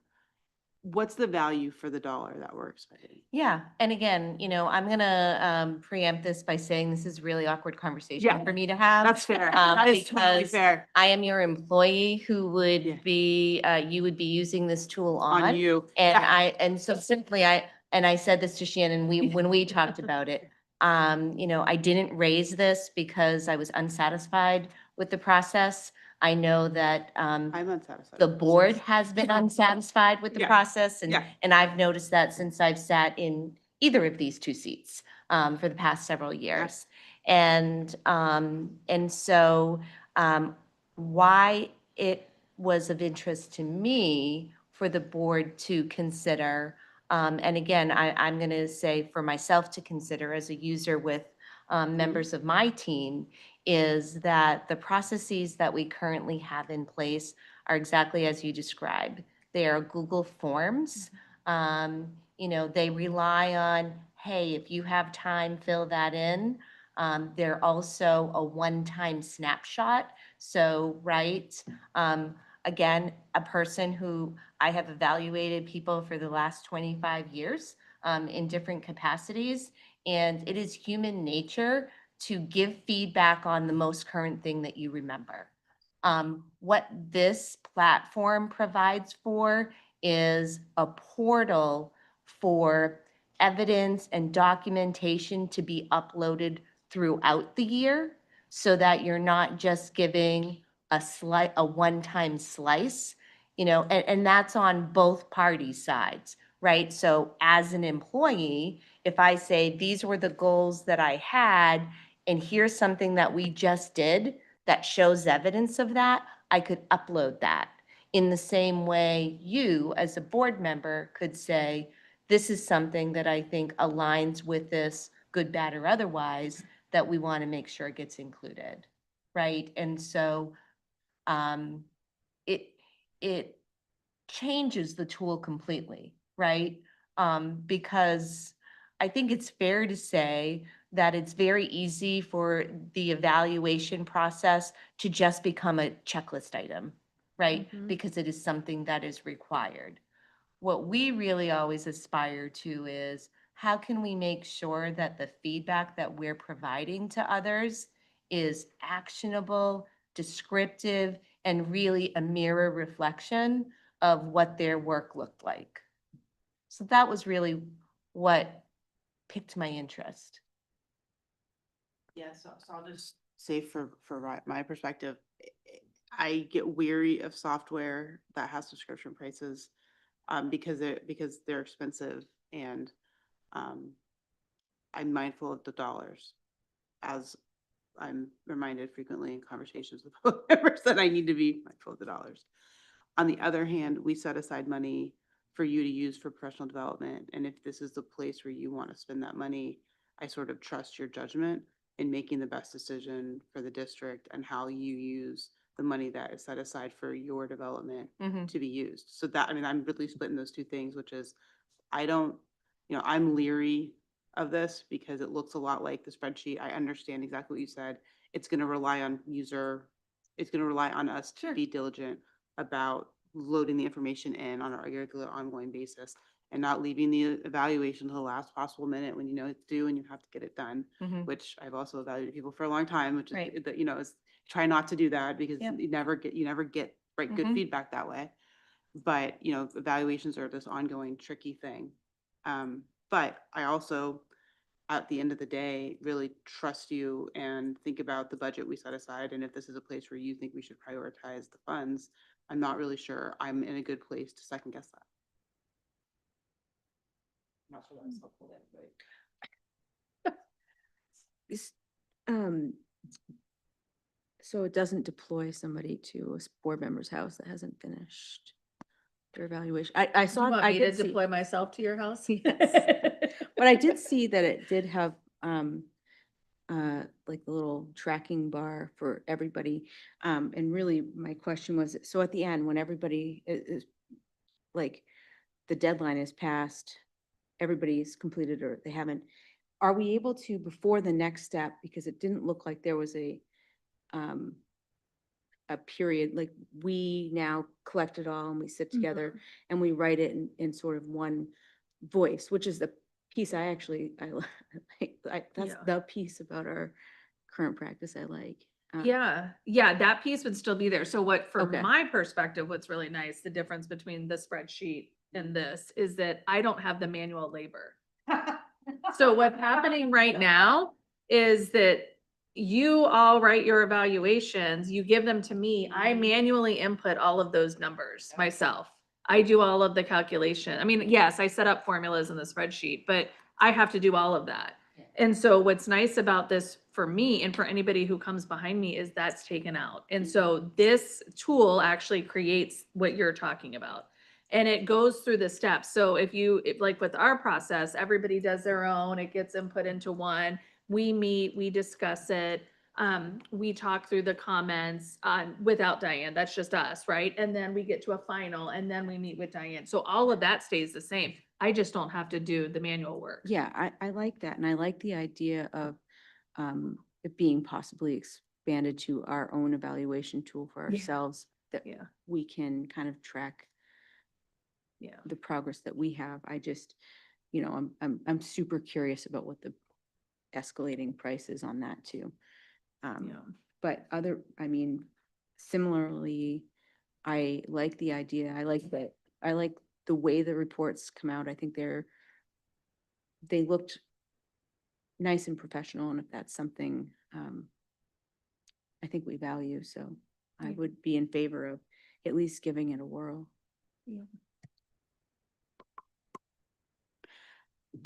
I just had a question. So this year would come out of Diane, because we're test driving it on Diane. In the future, let's say there's a decision that, it would make sense to expand to the, the leadership team. It would come out of professional development funds still, or it would have to be, where in the budget would it come from? I imagine it'd be like a new line item. Yeah. I mean, I'm gonna look over at Kate, but is that correct to say? I think it would, up here, so I'm not yelling. Just off the top of my head, we have a software line for the district. where pretty much all of our operational softwares live, including, staff development, all that, staff development software that we use for teacher evaluations, which Diane mentioned earlier.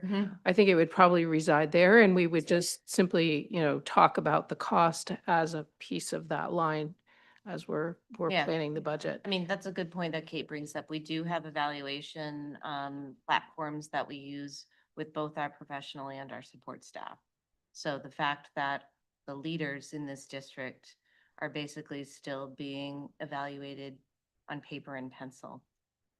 Right? If you want to describe Google as that, that's pretty accurate.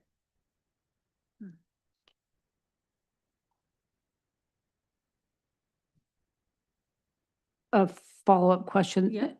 Let's say it is about 5,700 a year to start out. Do you have any idea how it compares to current costs for the teacher evaluation software? I know it would be significantly less. I believe the teacher software is in the ballpark of 20,000.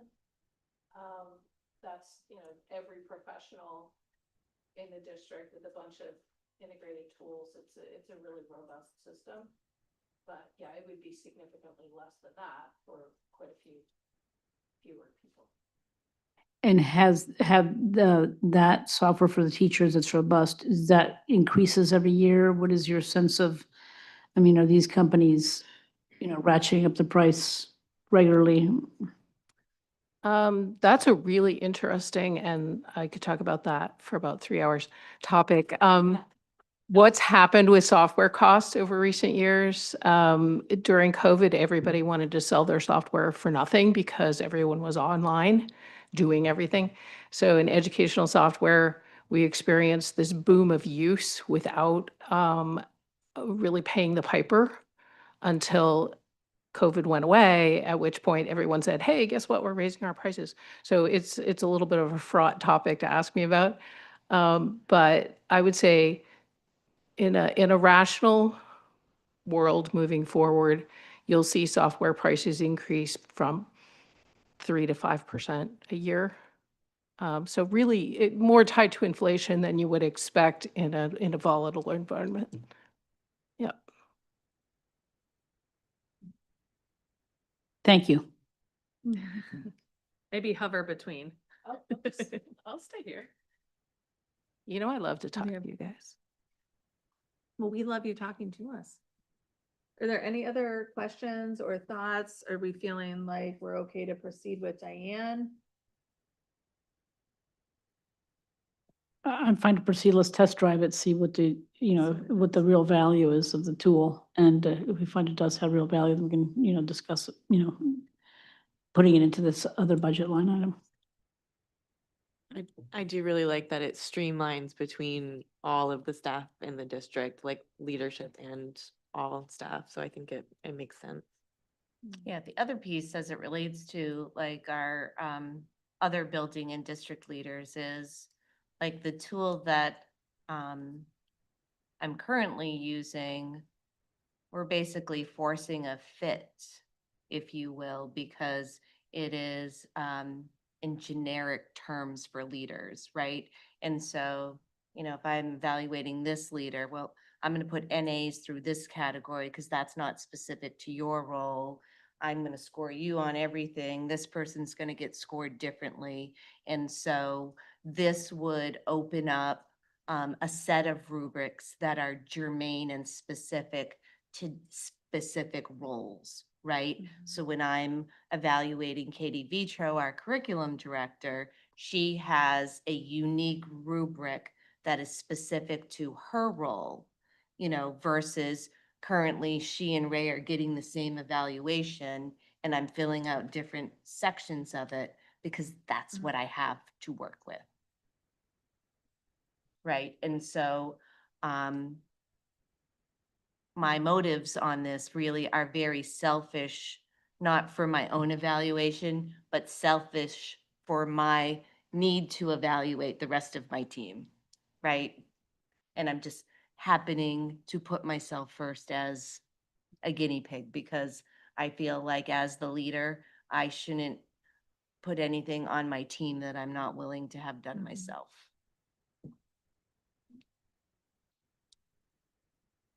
All right, so, I think oh, you know what? I never even made a motion. I apologize. Do I have a motion to approve the, use of the superintendent evaluation tool as presented? So moved. Second. Do we have any discussion? I'm so sorry. All in favor? And that shows unanimous. Thank you. All right, agenda item 9.3 is the first reading of policy EBBE, temperature standards in school. Fairly, I think you want to table this. Want to tee that up? Oh. Oh, okay. I disregard. Freyla, do you want to tee it up? No, I actually don't want to tee it up. I obviously, if I was considering tabling it, so EBBE's temperature standards in schools, it is a required policy. The state legislature gave us this gift of having to draft a temperature policy. But because of local control, they didn't tell us what we should put in that policy, other than it has to deal with heat related issues, I think. We took a stab at the policy based on what we were given as a model policy, which is how we start most policies, particularly new policies. We struggled with this policy a lot, to the point of ridiculousness. And what I mean by that is we picked arbitrary numbers to stick in here because there is no sensical way to make a policy that governs cold and heat. And what I mean by that is we arbitrarily decided that optimal learning environment should be between 68 and 82 degrees. And we gave them a 7-degree margin of error. And I picked 7 because it was not an even number. And I wanted the arbitrary policy to have arbitrary numbers in it. And that is in the policy meeting recording. This policy is stupid. I stand by that statement, and I'm happy to explain to the legislature why I think it's stupid. So this is the best we had. And then we had a gift. We got a late breaking gift. This policy does need to change. So when it goes back for second reading, we do need to make sure we insert in there that this is during school hours, because we're not going to heat or cool the building in the middle of the night. And for all the reasons you know. And so that was a necessary change. But Biddeford School District has passed a policy. They are requiring that their school be kept between 40 and 99 degrees. And they then put into all the language that the superintendent gets to make the call if the school is not appropriate for learning.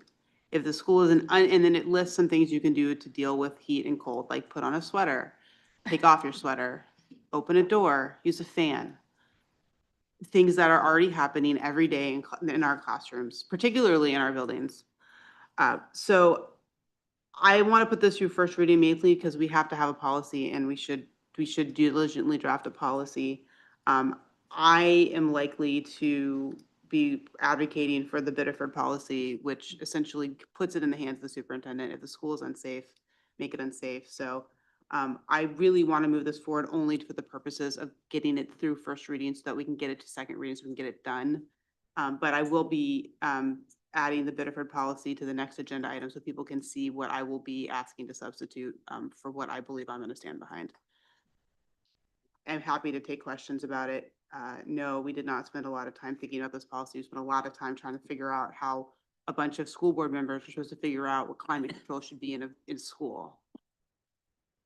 So happy to take questions on I that. don't have a question. It's more just a comment, like, it aligns really well with what's laid out in licensing DHHS rules and regs for childcare facilities in terms of, temperature and so it actually looks great, in my opinion. Oh. Well, look at that. Look at that. All right, do I have a motion to approve the first reading of policy EBBE, temperature standards in school as presented? So moved. Second. Sherwood? I'm sorry, EBBE. D. Oh, is it wrong on here? Yeah. Oh. That's okay. Oh, EBBB, temperature, a lot of letters, temperature standards in school. Did you motion? And do I have a second? He He seconded? Yeah. Oh, Mitchell seconded? All right, all, any discussion? All in favor? It's unanimous, thank you. All right, agenda item 9.4 is the first reading of policy BDE Board Standing Committees. All right, these get less dramatic, maybe less fun.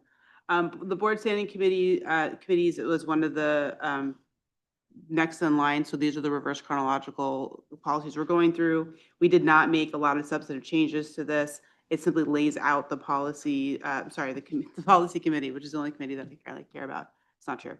It lays out all the committees we currently have, that we're all members of.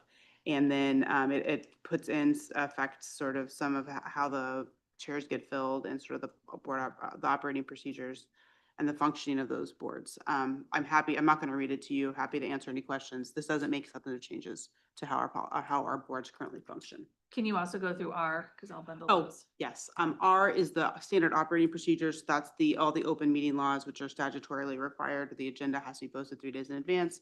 We have a little special thing about recording where we don't require that they be recorded, but we prefer that they are recorded or streamed if at all possible to make them as accessible as possible. You have to have meeting minutes. All the rules that we use to operate our standing committees are contained in here. And again, there's no substantive changes to these. They're in line to what we currently do. All right, so I'm gonna bundle 9.3 and 9.4 and 9.5. Do I have a motion to approve the first reading of policy BDE Board Standing Committees and policy BDER Board Standing Committee Operating Procedures? So moved. Second. Is there any discussion? All in favor? And that is unanimous. Thank you. All right, agenda item 9.6 is the first reading of policy DJR, Federal Procurement Manual Administrative Procedure. I know you all went through all 16 pages of this procedure very carefully. I'm going to direct your attention to one page. We did not review this policy substantively. We made one change to bring us in line with the DOE regulations of retention records, which we're changing, we're changing the retention of records from 3 years to 7 years. And that is, again, a DOE standard that we need to adhere to. It's contained on page 10 of 16. There's 6 changes. It's the only changes we made in the policy, and I'm bringing this forward at the request of the Finance Committee. All right, do I have a motion to approve the first reading of policy DJR, Federal Procurement Manual Administrative Procedure? So moved. Second. Any discussion? All in favor? That shows unanimous, thank you. Agenda item 9.7 is the first reading of policy IIB class size. So this is the policy that may want to take a couple extra seconds on. This is a new policy or a newer policy. We did not have specified class size ranges. It was suggested that we might want to consider, which is what most other districts do.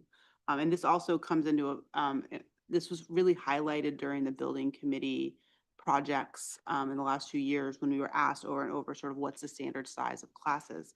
And our policy was beautifully vague to that question. So we went in and looked at sort of what is our practice, because good policy follows practice. If the practice is, good practice. And we thought that it was. So after consulting with the building leadership teams, Diane went and talked with them about the specific ranges. We came up with these ranges. Pre-K is statutorily set. So that is not a range that we can really mess with. But we went with 16 to 20 for K through 2, 20 to 24, 3 through 5, 21 to 25, K 6 through 12.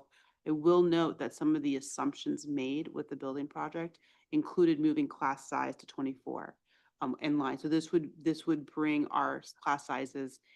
It would support the assumptions that we used when creating the building project and what we told the community about the size of the classrooms that we were intending to design and how we were going to house students during the project. So that's part of it. Other than that, it does allow exceptions for very large groups, for special classes. Obviously, special ed teacher-student ratios are different as they have to be. And then it has a clause that allows K through 8 classes that fall outside this class size that can happen, but there's a process that the principal and the superintendent will discuss, and they'll make a decision about how to proceed. If they need to change staffing levels, they need to switch a teacher around, or do something else in order to make sure that the class sizes are appropriate. And so that's the end of that policy. But if, I didn't know if anyone had any concerns about that. I just wanted to highlight that we do not currently have this specificity. But we are bringing forward, the committee is bringing forward this as the recommendation for what the class sizes should be. Just one thing, I'm so sorry, I just noticed this when I opened it up, and I hate when I do this, so I really am sorry, Cheryl. The adopted date on the policy is not May 3rd, 2025, it's May 3rd, 1984. So that will change. So this was a policy, it was revised, it was retired, and now we're bringing it back. So, we didn't adopt something before we retired it, like that, you know what I'm saying? Sure. So I apologize that I didn't notice that earlier. Okay, so that will be changed for second reading, but, do I have a motion to approve the first reading of policy IIB class size as presented? So moved. Second, Thank you very much. Any discussion? I just had a question, one question. Is there any sort of legal, or liability risk, like, you're violating your class size? Are there, obviously you're built in, ability to sort of have other class sizes, but is there any sort of liability risk for the school district that, you're violating your own class size policy? There's no liability in terms of can a student or a family sue the district for exceeding or not meeting the number of students in a classroom.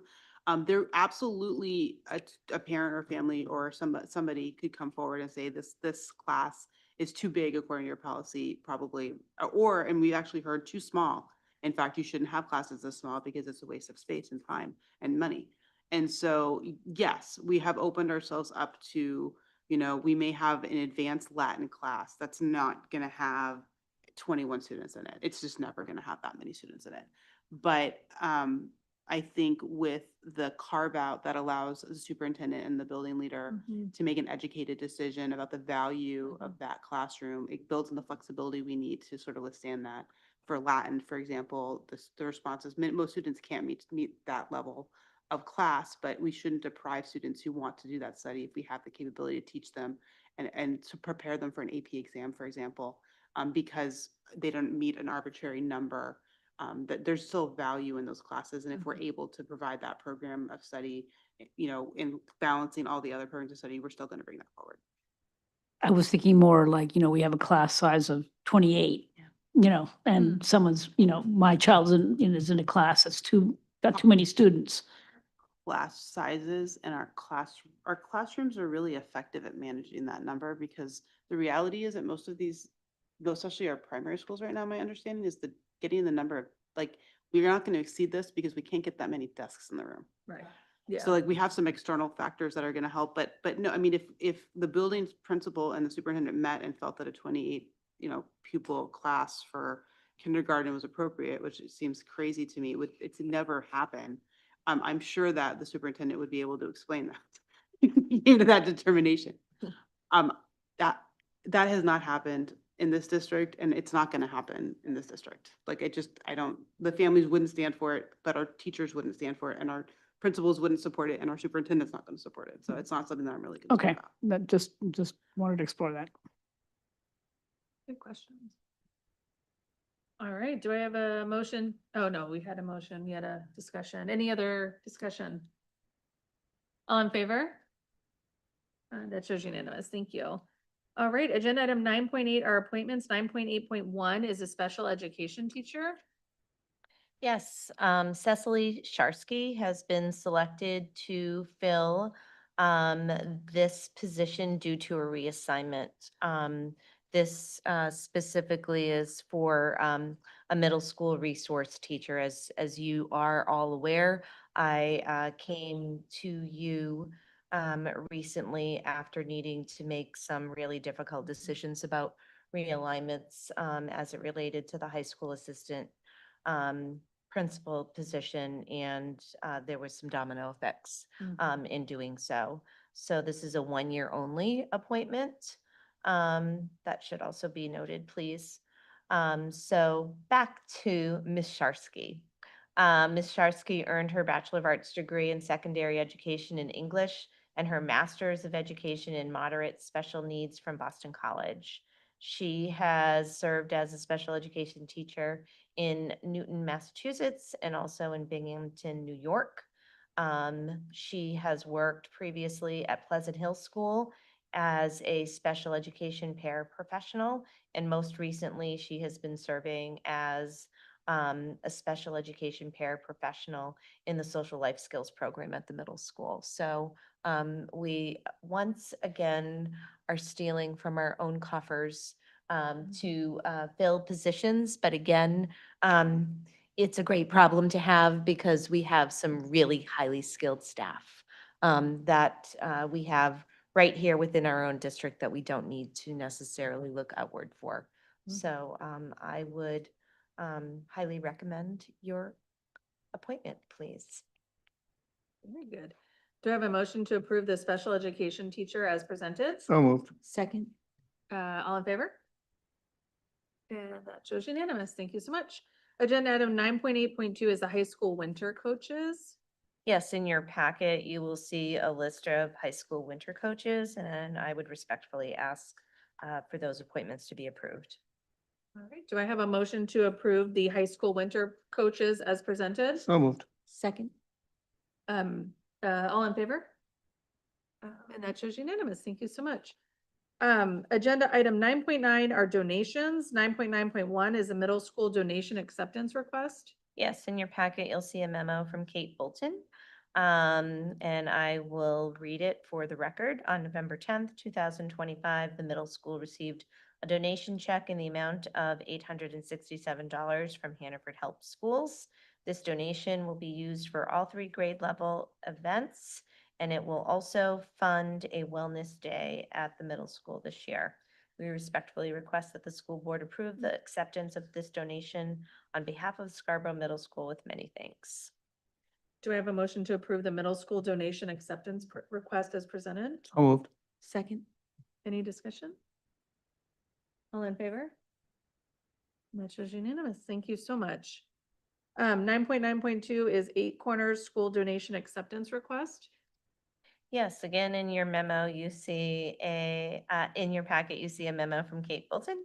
And I will read it into the record. On November 10th, 2025, 8 Corners Elementary School received a very generous donation from Hannaford Help Schools. The amount is $1,032. We would like to deposit it into 2 different accounts.